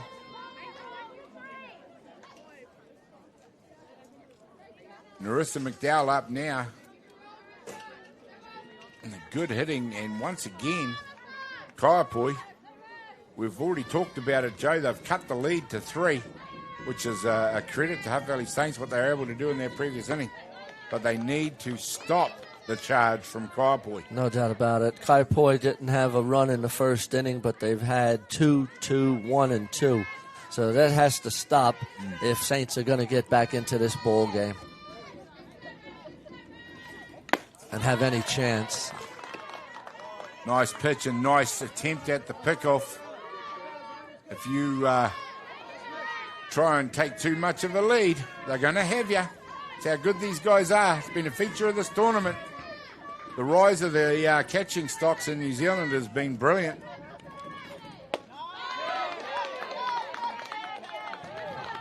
Nice pitch by Walters Rangitihi. Gets it through the zone for Narissa's McDowell's waving bat. 1 ball, 2 strikes.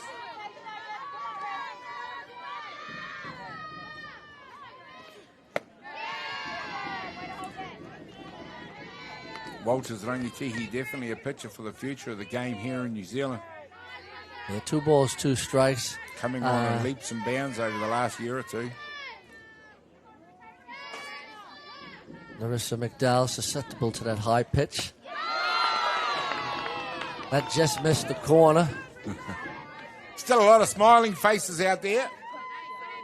Enjoying this grand final no matter how tense it is. And it is very tense. 3 balls, 2 strikes. Still in the bright sunshine on a beautiful day here in the Hutt Valley. Where else would you want to be? Launches one high towards the right field. Foul line fence and over it. Beautiful day in the Hutt Valley. Normal summer day. A normal summer day. In March. I know the other day on Thursday night when I tried to go home, the Hutt Valley didn't want to let me go. Traffic. Oh, yeah. God. 50 minutes to get from Fraser Park to Transmission Gully. Thank you very much for that one. 3 balls, 2 strikes.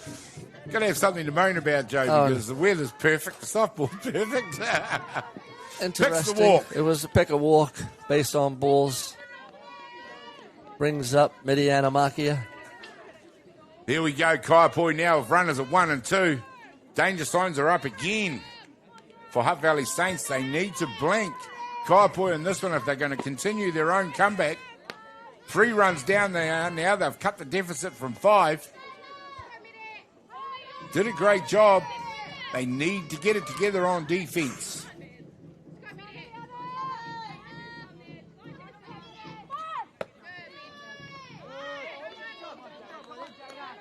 Now, Mike McDowell hasn't been hesitant to call things like squeeze plays, hit and runs, steals himself.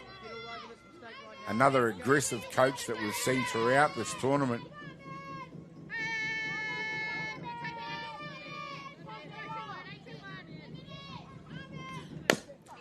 Hit hard down the third base line for a foul by Mediana Makia. I'd said to you off air a little while before, you always get the feeling around the 2 Makia girls in either team that something's going to happen at any time. 2 balls, 1 strike, no doubt about it. Mediana, very good softballer. Former White Sox.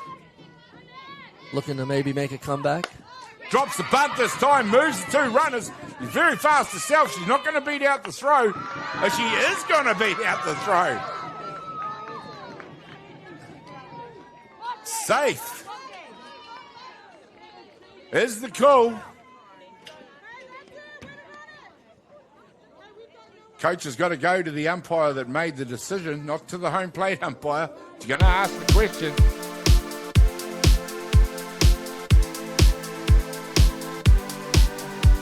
You rarely see them reverse their decisions in these situations. You see the pickup on the slow motion. The throw is in effect. And there we go. It's a bang-bang play, but It's a bang-bang play, Gary. she was out. Yeah, she was definitely out by that half a step. Well, Nicole Ogier did the job out there. She got the decision right. And it was so close, you'd hate to have been the person in the position that had to call it. But credit once again goes to our Blues for just how good they are in those situations.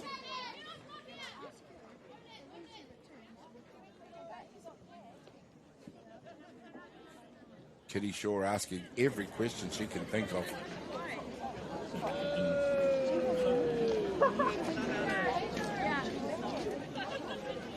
And the question now is on the runner turning. The umpires have to rule on intent, not just turning.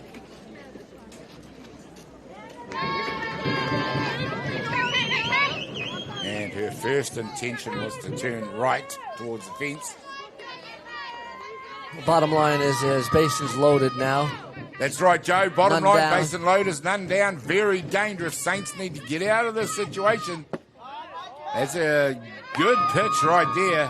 Not called a strike by umpire Heidi Leithart.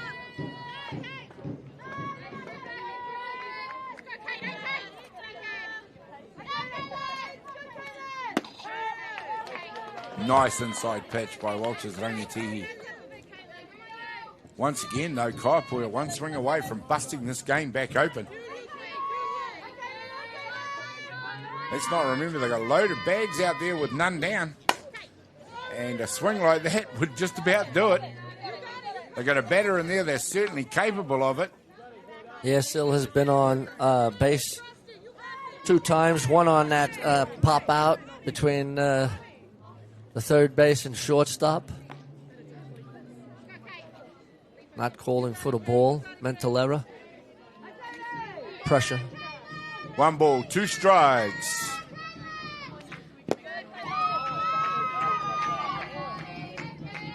Two balls, 2 strikes. None down.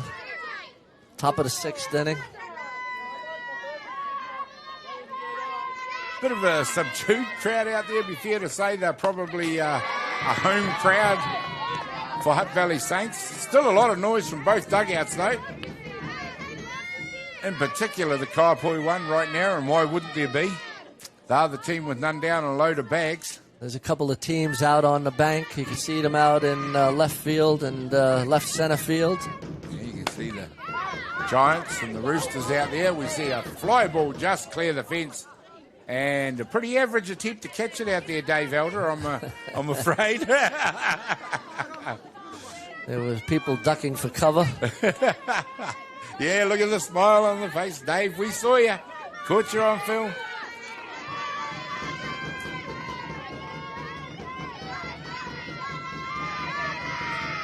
This one's hit hard. It's gone out to right field. It's going to be caught. Here comes the runner. Oh, didn't come. Didn't get the jump. A nice play by Riley Watt to hold the runner at third base on that fly ball. I thought that runner at third base would have automatically taken off there, but it's a beautiful job of getting that ball. She got it back in the air in a split second. Yeah, it brings up Heaven Sense and Loughley, who's having a game. Having a whale of a game is Samson Loughley. Almost guilty of flying under the radar when you're talking about players out there like Lindsay Thomas and Britt Vonk and Mackenzie Bailey McDowell and Narissa McDowell and Miriana Markia. And there, meanwhile, Heaven Sense and Loughley is scoring RBIs and hitting the ball and running the bases.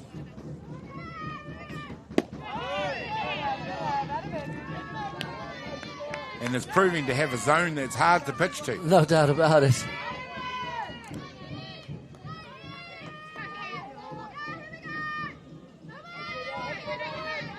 They want a ground ball out. Here we go. That one looked like a swing from the commentator's booth, and indeed, Nicole Ogier gets to make the call.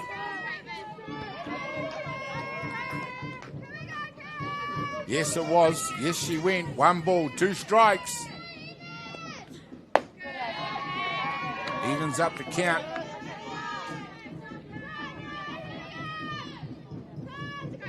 Got to keep it away from the hitting zone here. Yep, Heaven Sense and Loughley. There we go. She's headed out to third base. It's been fumbled out there. Regathered by Sangyao. They take the automatic out. Job done by Saints. They now have 2 down. Good play by Lace Tangia now to keep the ball in front and get the force play at home. Still dangerous, but it is 2 downs. Bases loaded. Bases loaded. Al Spinners, Valinus up. KC in the last at bat. Spinners for Lane has turned on this one. Tangiano pounced on that one in foul territory. Al will want to get a base hit here.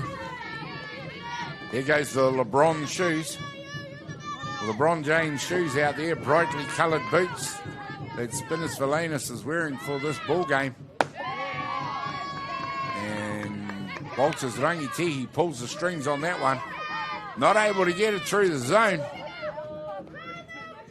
Still a dangerous situation for the Saints. If they can get out of this inning. This one time it's hit down the first base line.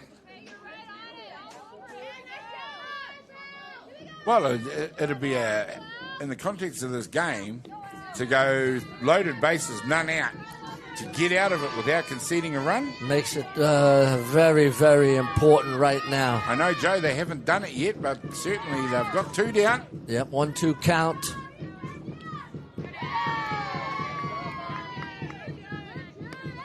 Varney Gibson just letting the runner know at third base, I know you're there. Don't even think about moving. 2 balls, 2 strikes on the batter. Top of the 6th inning.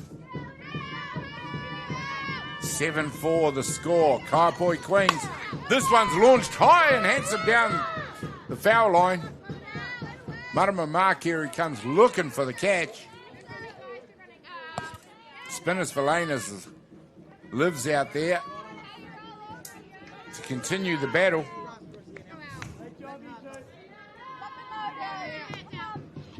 Kaiapoi, you probably would say, Joe, typical Canterbury team. No doubt. They play hard.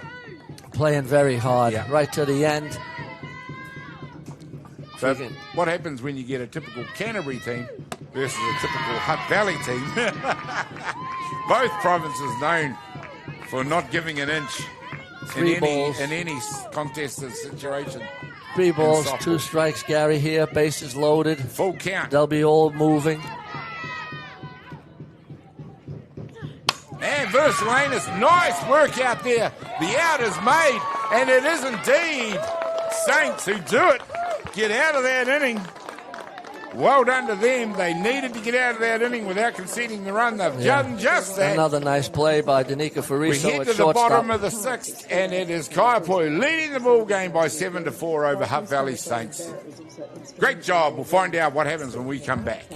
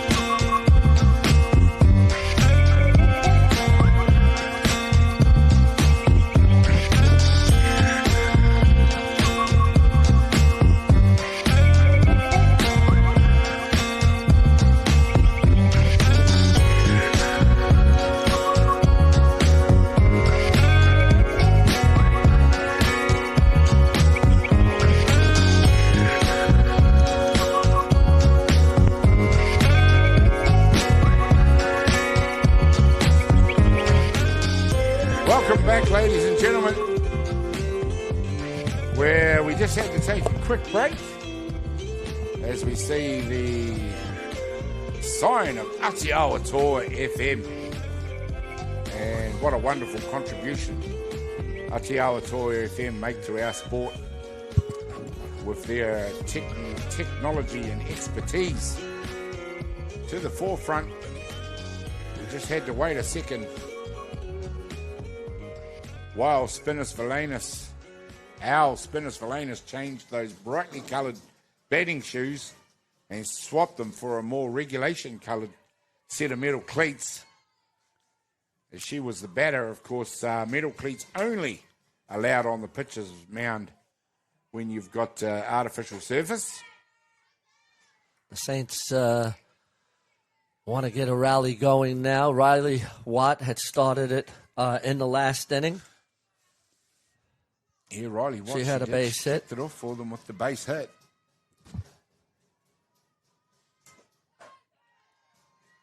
This time from the left side of the box, looking to launch herself out there.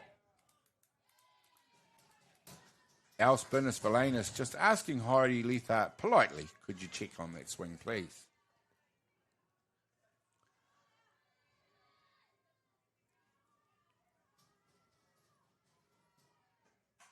This time. Yeah, nice play, nice thought. Yes, the third base coming in. Trying to employ the hit and run there, Joe. It's an art that's coming back into our women's softball. Yeah, I love to play the short game. Looking for the hit and run. Of course, when you start at the back of the box, you run towards the front, you're looking to slap the ball down, and you're already probably a metre or so down the track before anyone has even got a thought of fielding the ball.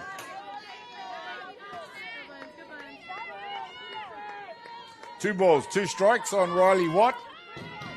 We are in the bottom of the sixth innings, heading towards the final stanzas of this grand final. Can Saints do it? There we go. Riley Watt, she shows a great turn of speed, and she beats out the throw. And who is it? It's Honora Hesp at third base, who has vacuumed that up like she has Let's throughout see the if whole that tournament. throw, Right on the button.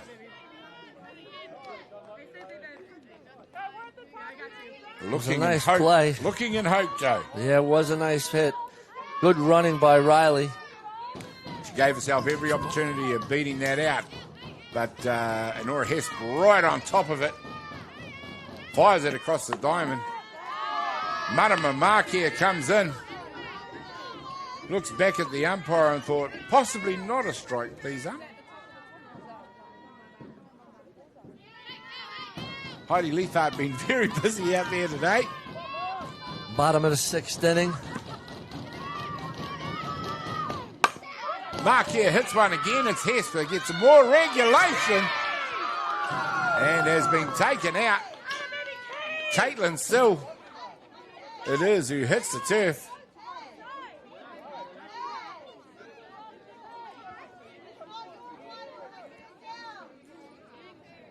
We'll look at the replay here and see where the actual out actually occurred. She had to leap high in the air, and she lays the glove on for the tag. Obstruction, possibly? Made. That'll be the question. We've already seen Coach Giddings come in. Kerry Shaw over there to talk. Ask the umpires to confer.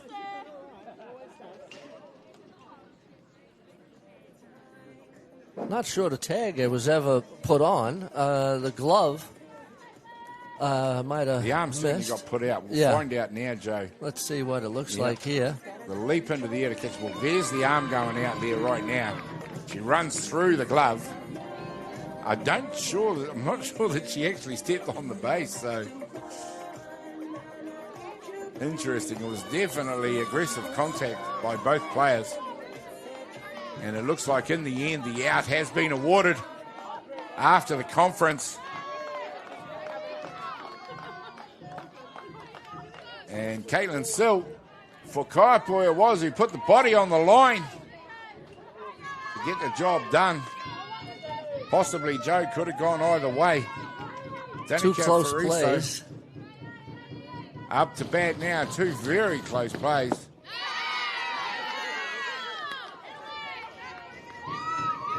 Al Spinners Valenus fires one low in the zone. Danica Fraser chases it for a strike.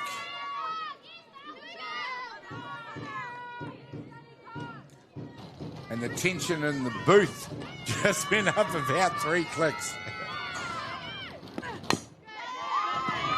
She's looking to get it out front. The game's ticking down now. We're in the bottom of the 6th innings. Hutt Valley Saints are still trailing by 3 runs. 7-4 is the score. It's been a heck of an old ding-dong battle. Thanks to you, Matt Jordan. I can't get that one out of my head. Fraser hits it hard down the third base line.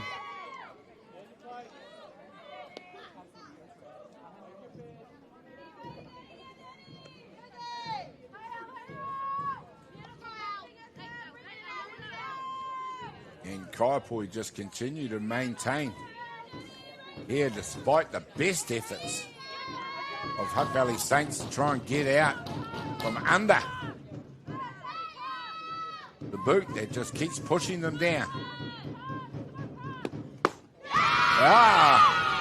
Our spinners for Lane has got the job done. And in the end, it was 3 up and 3 down despite all of that drama. And it is 6 complete. Kaiapoi Queens get to have a bat as we head into the 7th innings. It is Hutt Valley Saints who only have one more attempt to try and do something about Kaiapoi in this ball game. We'll find out what happens when we come back in just a minute.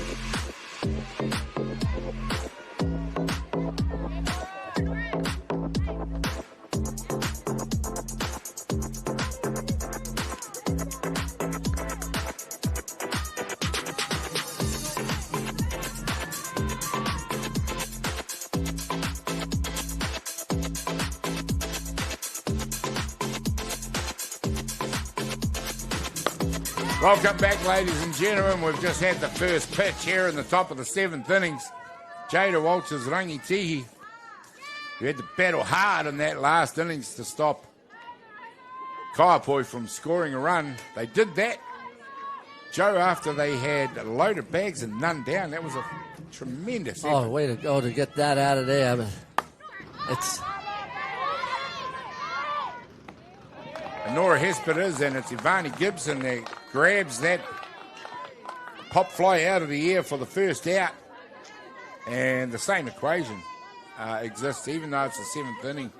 They still want to hold Kaiapoi down to no runs. They need to get Kaiapoi out of there, exactly. And then just go station to station. They got the meat of the lineup coming up. As long as they can hold Kaiapoi down, they got Lace Tangiana, Ivani Gibson, and Denver Shore Tate in that inning, the bottom of the 7th. But before that even occurs, they'll need to get Kaiapoi out. And they got Britt Vonk, who's been tonking the ball today, in there. She has been hitting up a storm with the ball all day in this grand final, and indeed throughout the tournament. She has been absolutely sensational, has Britt Vonk. And it is a dangerous lineup to give the top of the innings to, but they've had to do it, even though Nora Hess, also a good batter, was the first out. With one down, it takes them to the top. Vonk, Bailey McDowell, Thomas McDowell, and Markier.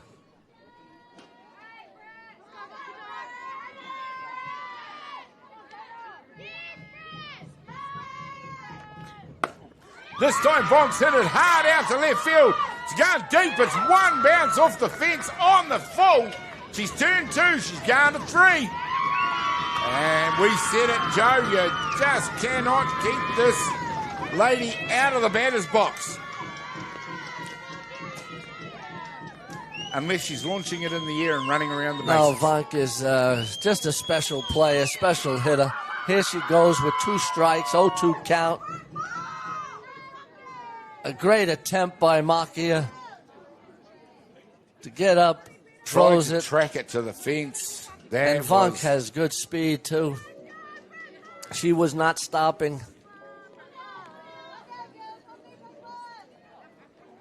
2 bags became 3 on that one. That brings to bat Mackenzie Bailey McDowell. And let's not forget, she launched one into the outfield herself.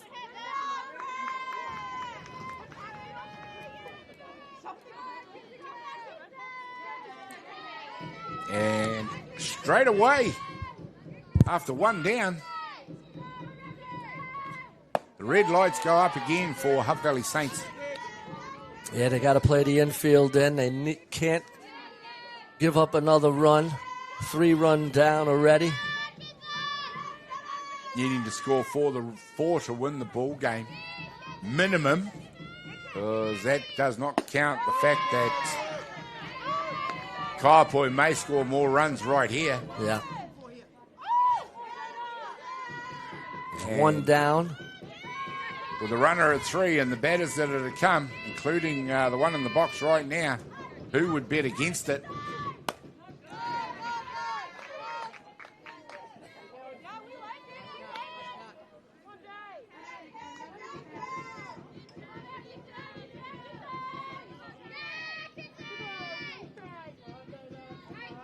Jada Walters Rangitihi, a very young head on those shoulders to be in this situation. There we go. This one's launched deep into centre field.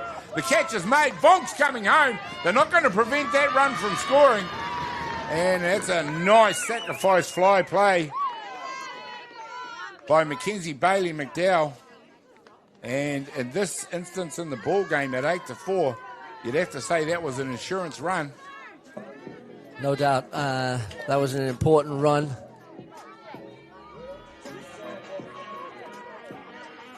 It was a nice play by Poppy Priddle to make that catch. Yep, she got it in the air as fast as she could, but you were never going to stop Vonk on that one. Not from that far out.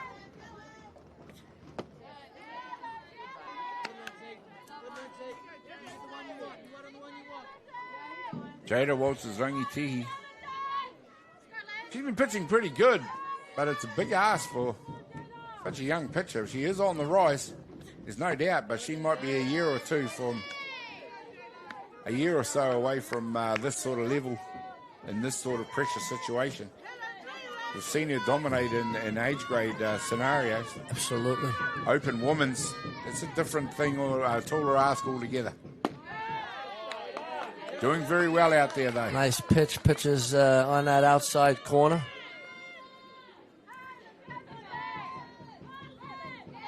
Lindsay Thomas, smiling assassin, looking back at the pitcher out there.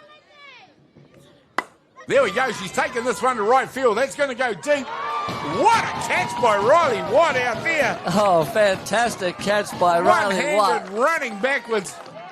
She takes the catch. The runner scored. We want to see that one again. Don't deny us. That's the highlight reel right there. Riley Watt. That's a superb hit. There we go. Takes the running one-hander. Beautiful job out there. Anyway, 1 run did score, 8-4. We're coming up to the bottom of the 7th. Hopefully, for Saints' sake, that they can make something happen in this one. We'll find out what's going to happen when we come back.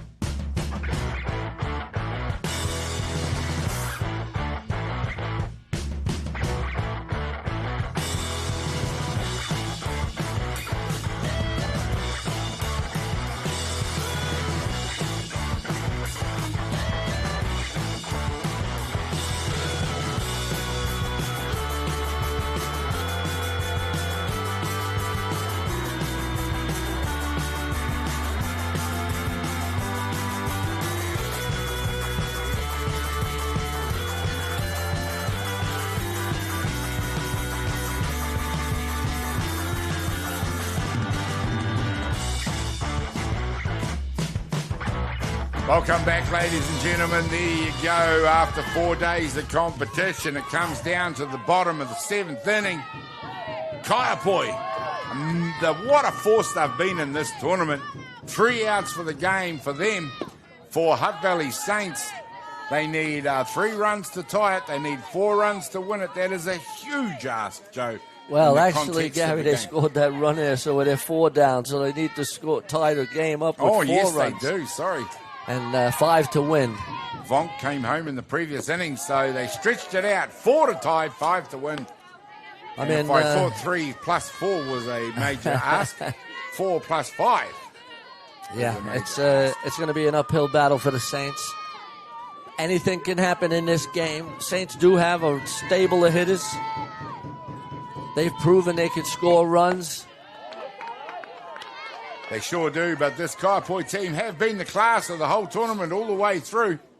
And it starts with the lead-off batter. 3 balls, no strikes is a good start for her. She's got to get herself on base. Absolutely essential.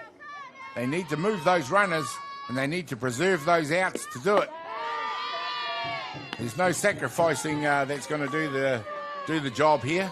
No, they can't risk giving up outs now. Now it's about scoring runs.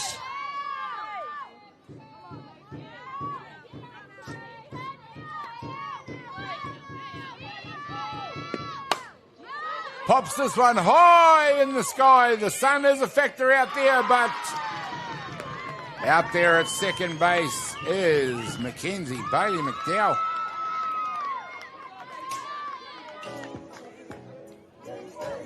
Number 7. And she doesn't make the sun a factor and catches Lacey Tangiano, becomes the first out from that catch. There's a wonderful job in those conditions. Nice play by the second base, shading her eyes. Strike 1 on Ivani Gibson. 1 down for Kaiapoi. Al They'll be Spinners counting them now. Is peppering the strike zone now. Getting ready. Anything can happen.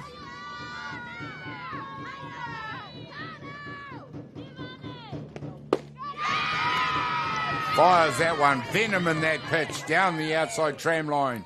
Swung hard by Ivani Gibson for a strike.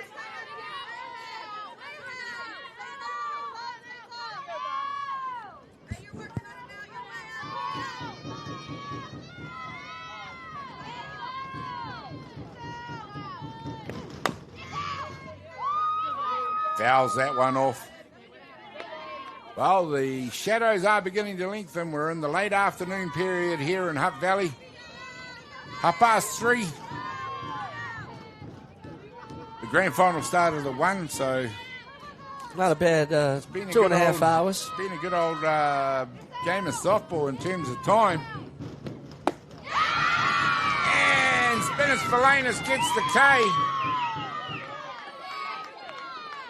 Al Spinners Falanis looking formidable out there on the hill. Bringing to bat Denver Shaw Tate. And Spinners Falanis. You let them get their confidence like that, and definitely a pitcher that pitches at her best, defending a lead with confidence. No doubt about it. I mean, with an 8-4 lead and 2 down, no reason why you don't attack the strike zone.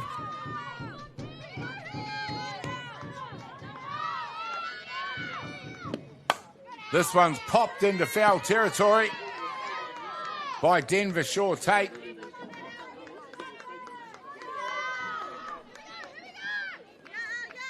Two strikes on Shaw Tate now, no balls, so it could end with any one of these pitches. You got to ask the question, are we about to see this year's National Club champion? Is it going to be on this pitch? And it is going to be on this pitch. Valena strikes out Shaw Tate to end the ball game. And that is 3 out, and it is Kaiapoi who are this year's national champion. Well, Joe Fraser, I think fully deserved by Christchurch. They've been the class of the tournament throughout. Yeah, the Kaiapoi Queens went undefeated throughout the tournament. had beaten the Saints twice. This game was more of a ball game, with Kaiapoi winning 8-4. Yeah. But just too much firepower in that Kaiapoi lineup. And the pitching was very good also. A couple of good defensive plays by their center fielder. Saints battled right to the end. They were in danger zones and just could not score enough runs. But you got to give credit to Kaiapoi, the 2026 Club National Champions. Well, there we go. Congratulations to Hutt Valley Saints. Gallant in defeat. I'd love to know the history of these two teams in national championships. Is this Kaiapoi's first win in the Open Club Championships? And is it Hutt Valley Saints' first grand final? There are a couple of questions I would like to know, but two great finalists and two great tournaments. And in the end, it was Kaiapoi that come out the winners. The celebrations out there, lovely to see. The children out there enjoying the moment as well. We will going to come see us at the caravan here for. We are going to hang in there and bring you the prize giving, which is to come. The crowd has enjoyed a great grand final out there, North versus South. For me, some wonderful performances out there from Kaiapoi. And we'll get back with Joe in just a minute to talk about who some of the outstanding players were. Well, Joe? I guess the outstanding players, well, I mean, there's a host of players. Britt Funk is a fabulous hitter. Lindsey Thomas was on base 3 times. Mitty Anamakia had 3 hits. Heaven Sanson Laughley was on base quite a few times. Yeah. I think, the Kaiapoi Queens, they have 3 international players. All the pitcher, the catcher, the shortstop. That's quite a formidable international stable of players. Yeah. All high standard players. Yeah. So the other flip for that is I give Saints their due for being very competitive. Absolutely. That lineup that was definitely strengthened by those international additions. That young crew, and they are young. There are some experienced heads in there for Saints. Hung in there. Oh, absolutely. And competed. Well, you have Lace Tangiano, Avani Gibson, Poppy Priddle, Riley Watt. Those 3, Matangi Ho Nukanuka. Those players are all under 23. And so, you're talking about a team that has still a lot of upside. Of course, they have some senior players like Danica Fariso and Kerry Simeon. And Panya Monk has been a part of this Saints club scene, for the club nationals anyway. And so she is a big addition. So Saints do not have to hang their head. They should be proud to make this final. They've only lost 2 games, and both of them were to Kaiapoi. Yeah. And so, I think they are deserved finalists. Yeah. And Kaiapoi are the deserved finalist winners. Well, there you go, ladies and gentlemen. They're going to set up for the prize giving. We are going to bring that to you, but we will take a quick break right here and come back to you with the prize giving very shortly.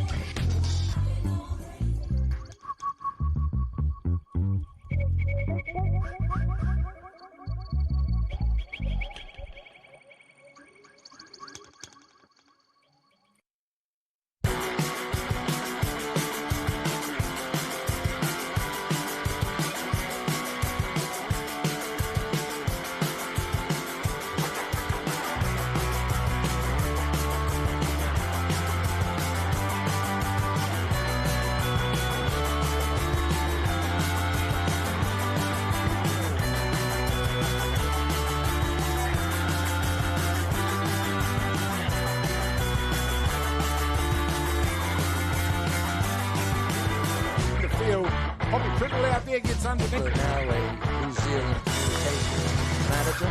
Oh, there's a hit by Mackenzie Gijar's good. And maybe we need to do something about Not hiding the park behind. And that's it. This one through the middle though, and it is hit hard. And it is the left fielder, Mutton. Here we go, it's Bailey McDowell again. This time Fraser gets it out to third base. She's leaking it out. The throw goes across the diamond. This one's out front. It gets popped in the right field. They're coming from everywhere to get it. They're up. This time That's it's a got base out. hit. He's hit it straight through second base. The runner's coming through. Nuku scores. There we go. Gibson heading to two. Valley Saints as they get ahead in the ball game. 1-0. Sure take launches one into the air. They'll come from everywhere to get under it. They sure do. In fact, there we go. That is hit like a rope. Goes to Lacey Taniano. And this one's hit hard by Caitlin Sill. It's heading out there deep. There's a diving attempt. Looks to do things in a rundown situation. There we go. We've got the rundown going. And it is Mark here. Coaching all over the place. One's hit straight back to Costa. It goes all the way to two. That's a great hit of the softball. You guarantee that. That's for sure, guys. There we go. There's the slide on the steel there. Well, she's only a matter of months into her softball career. As she launches one into left field and around first base she goes for a step. This time she's launched one high in the air. It's going down the throat out there of left field.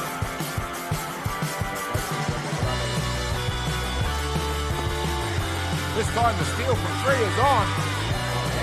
And umpire Lynn Stewart out there right on the spot.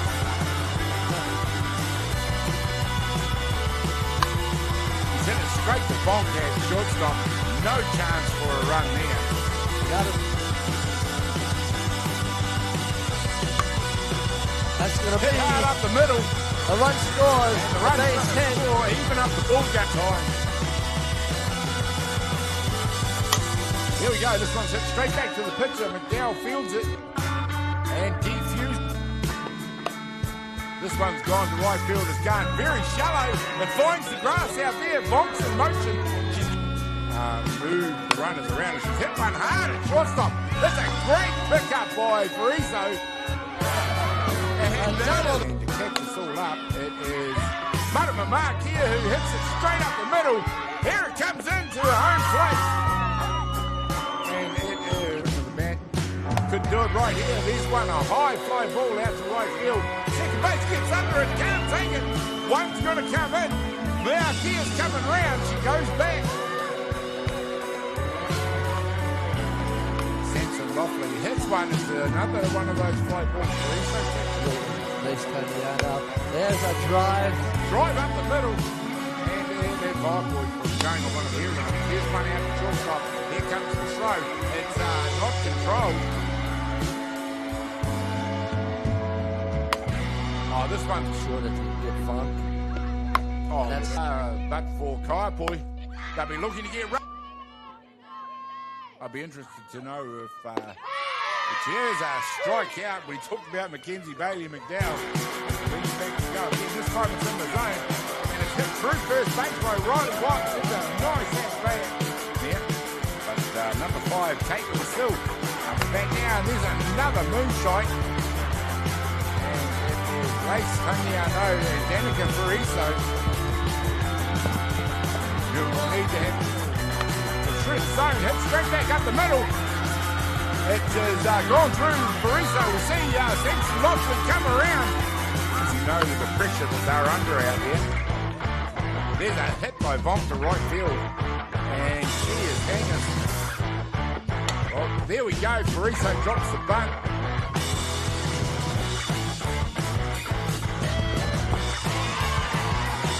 Outside pitch. It seems to have run a little bit dry. Hard hit this time by Taniano. She continues her wonderful following the flag. This time she's reached down and put one into shallow right. Shallow outfield, goes up the centre. Boney gets it just straight away. She just took the bat away there. Oh, this one has been hit hard by George Nate. It's gone deep. It's gone one bounce into the fence. Here comes the runner to score. And it is another run for Hutt Valley Saints of Dunnington. This one's hit third base. It is. He vacuums it up, holds the runner up, moves Criddle across the two. Maybe they can come back. Drops the bunt this time, moves two runners very fast herself. She's not going to beat out. This one's hit hard. It's gone out to right field. It's going to be caught. Here comes the runner. Oh, didn't come. Here we go. She's into that third base. It's been fumbled out there. Regathered by Tanyano.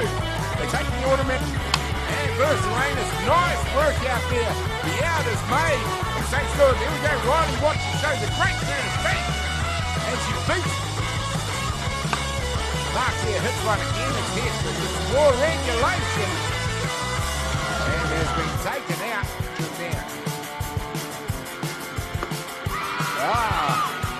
Al Spinner. This time Bond's hit it hard out to left field. Goes deep, it's one bounce off the fence on the full. She's turned two, she's gone to three. And we set it jump. We're in the situation. There we go. This one's launched deep into centre field. The catch is made. Bond's coming home. They're not going to prevent that run from scoring. Thomas smiling assessment. Picture out there. There we go. She's taking this one to right field. That's going to go deep. What a catch by Riley Watt out there. Pops this one high in the sky. The sun is a factor out there, but off for time.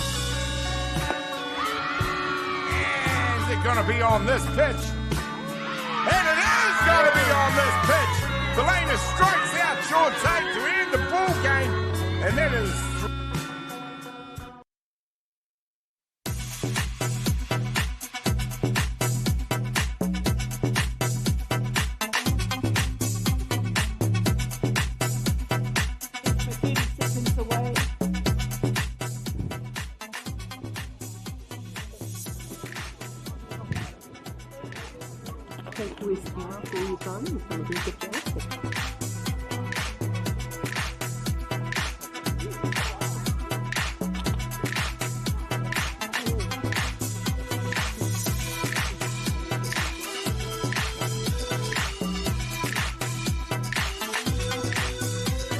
Gavin Shepherd.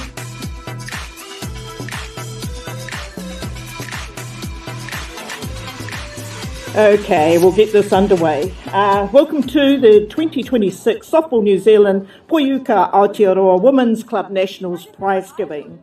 Welcome everyone to this ceremony. It's been a wonderful past 4 days. I'd like to quickly introduce the officials that we have. To my left is Lynn Lockhart, Lauren Parker and Lynette Leith-Hart, and Gavin Shepherd will be joining us in a moment. A very big thanks to all of the volunteers, the ground crew, the officials, the teams, especially, and local sponsors for Hutt Valley Softball Association Central Group. Our volunteers have been working really hard, have included the likes of Kerry Wallace, Vitu Shaw and Mitch Powell. So a big thank you to those volunteers who do a lot of the mahi in the background, please. A very big thank you to the Hutt Valley Softball Association, and that especially includes Lauren Parker, who has also been here early in the morning putting up the shelters, and for all of the work that she's done in the office, and along with Maureen Sorensen, life member for Hutt Valley Softball and a current board member. We appreciate the work, the mahi that Hutt Valley Softball Association have done in hosting this wonderful, wonderful tournament, and it's been a fantastic atmosphere over the last couple of days, especially with the Club Nationals. Thank you, Hutt Valley Softball Association, well done. Round of applause, please. I'd now like to introduce Lynn Lockhart, who is going to award the prizes. Lynn is a Softball New Zealand Life member, a former board member, and a former New Zealand White Sox coach. Sorry, not coach, a manager. She did try, but she never made it, never cut it. So we had to put her into the manager's job. So the first trophy that we have got coming up, and that is for the plate section, and that goes to Tiaroha from the Hutt Valley. Te Aroha for the plate section trophy. Oh.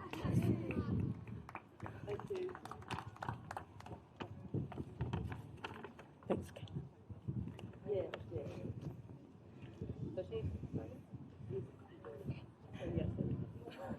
Make sure you have your photos taken, please. Very cute. We're going to announce the tournament individual awards, and I have to say that these were only just determined at the very last minute after this game. Unfortunately, we're going to have to reissue some of the certificates. We'll get back to you after that.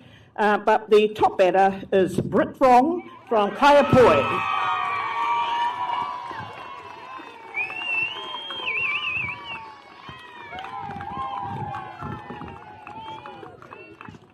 With a hitting average of .635, and I think she may have batted 3 from 4 in the final.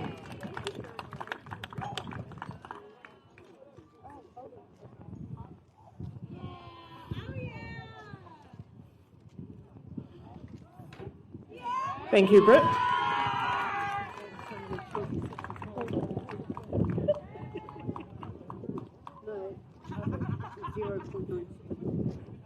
And the top pitcher for this tournament goes to Pania Monk from Saints.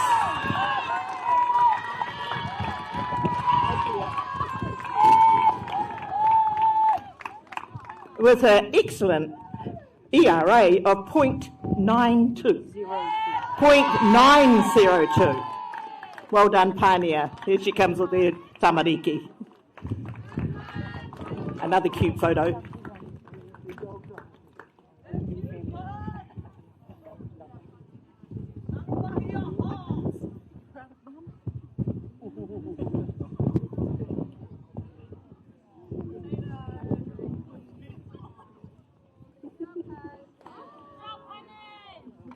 Well done, Pania.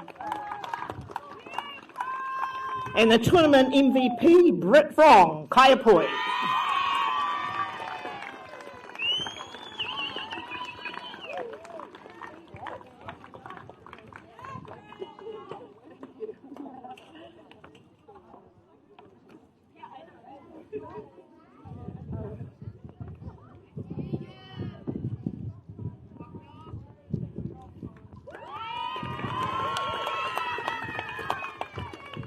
Now, before we go into the runners-up, I'd just like to thank very much the umpires and the scorers. They do a lot of hard work. There's been a lot of walking across to Diamond 3 as well too, covering this diamond, and the hard mahi that goes on late in the night for the scorers, the statisticians, for those who are present here. Thank you very much. A big round of applause for the officials. So, to announce the women's runner-up, and I'd like the captain come up to collect the trophy and perhaps say a few words, and the 2026 runner-up is Saints, Hutt Valley.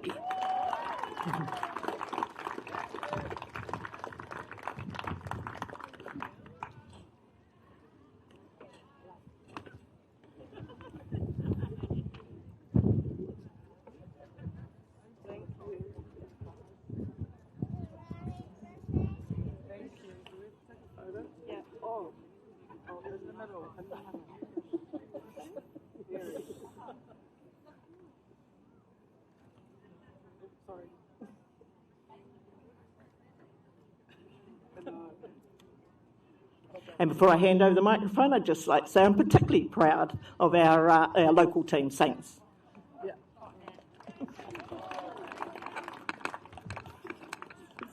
Kia ora everyone, on behalf of Saints Softball, we'd just like to thank all the supporters that came out here this week. I'd like to thank all the teams. It's always a competitive week, playing all the teams. A special mention to Giants all the way from Brisbane. Thank you for coming. To all the officials, this tournament wouldn't have been possible without you.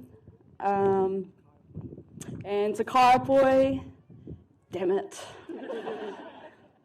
Gutted 2 hours, but you guys fully deserve it. You guys went all out. Congratulations. And to our Saints girls,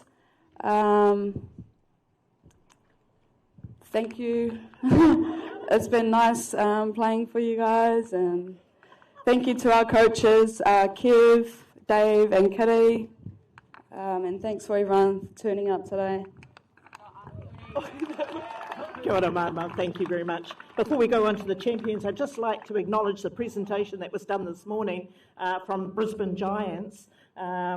Gave to the Hutt Valley Softball Association and Softball New Zealand these beautifully decorated match balls, designed, I believe, by Shannon Kingy. Is that right? An international artist. And there is an Aborigine and Māori cultural narrative on both of the balls. So thank you very much, Brisbane Giants, and we really appreciate you guys coming over. Hope to see you again next year. So the 2026 National Women's Champions for this year, 2026 obviously, goes to Kaiapoi. If you'd like to come forward, the captain, be ready to say something. We have medals to give to you as well. Line up, and Lynn Lockhart will award you with your medals. And then if the captain would like to say something.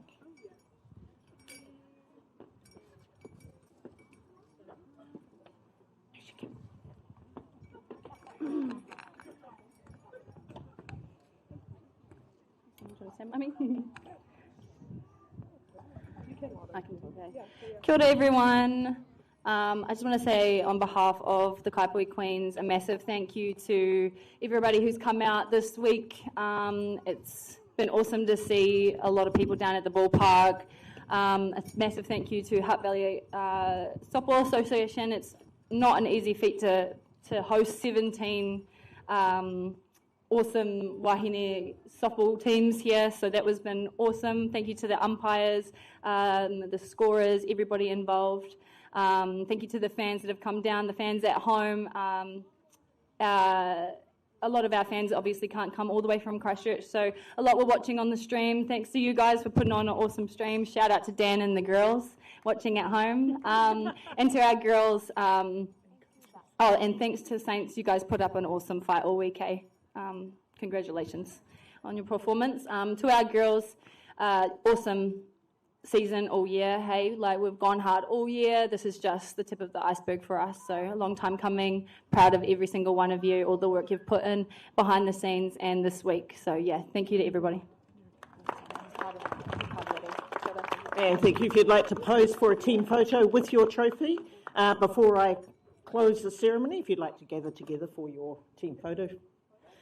Just on behalf of Softball New Zealand, I'd like to thank their sponsors, the Dugout, New Zealand Community Trust, and Atiawa Tour FM for the streaming, along with Beyond the Dugout streaming.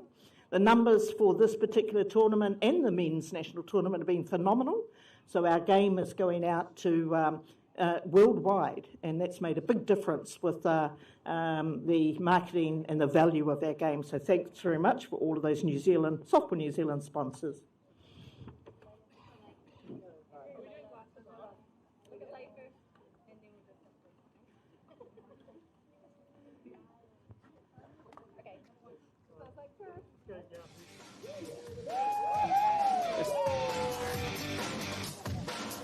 I like the little fella on the front.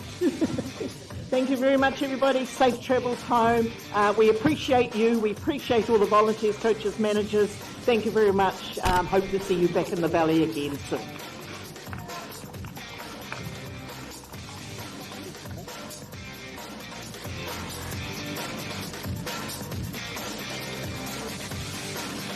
Well, there you go, ladies and gentlemen. The prize giving and proceedings are over here. The tournament has drawn to an end.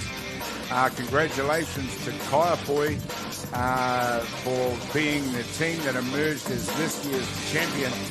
Absolutely deserving of them. And commiserations and also congratulations to Hutt Valley Saints, a worthy opponent in the grand final. 17 teams came to battle here at Fraser Park. And I also want to send out a huge thank you to Hutt Valley Softball Association. They always put on an amazing tournament, and once again they have succeeded in doing just that. to all the Toa Wahine that came here to play. A wonderful sight for this commentator to be a part of, and I was very thankful for all of our commentary team. And there's too many of you to name because we had 2 full crews working not only here at Fraser Park but also up at Rosedale Park in North Harbour. Chopper and Matt Jordan and Terry Smith and everybody up there absolutely did a good job. For all the guys down here, Adrian Royal, Corey Stickle, Joe Farizo, Say It Ain't So Joe, for myself, Gary Rohihi, Upidetta Stone, and of course Chris Stephenson, and for all the other camera crew. I'm sorry I can't name all of you, but I just want to thank everybody for once again providing a wonderful environment to work for 4 days. I know it ain't easy. Everybody comes here early and everybody goes home late. So thank you to everybody involved, and well done once again for a wonderful national tournament. But for now, we'll say goodbye until the next one. Keep an eye on us because we'll be coming back at you again real soon with more action from Beyond the Dugout. Broadcasting, I'm Gary Rohihi. Ka kite anō and goodbye.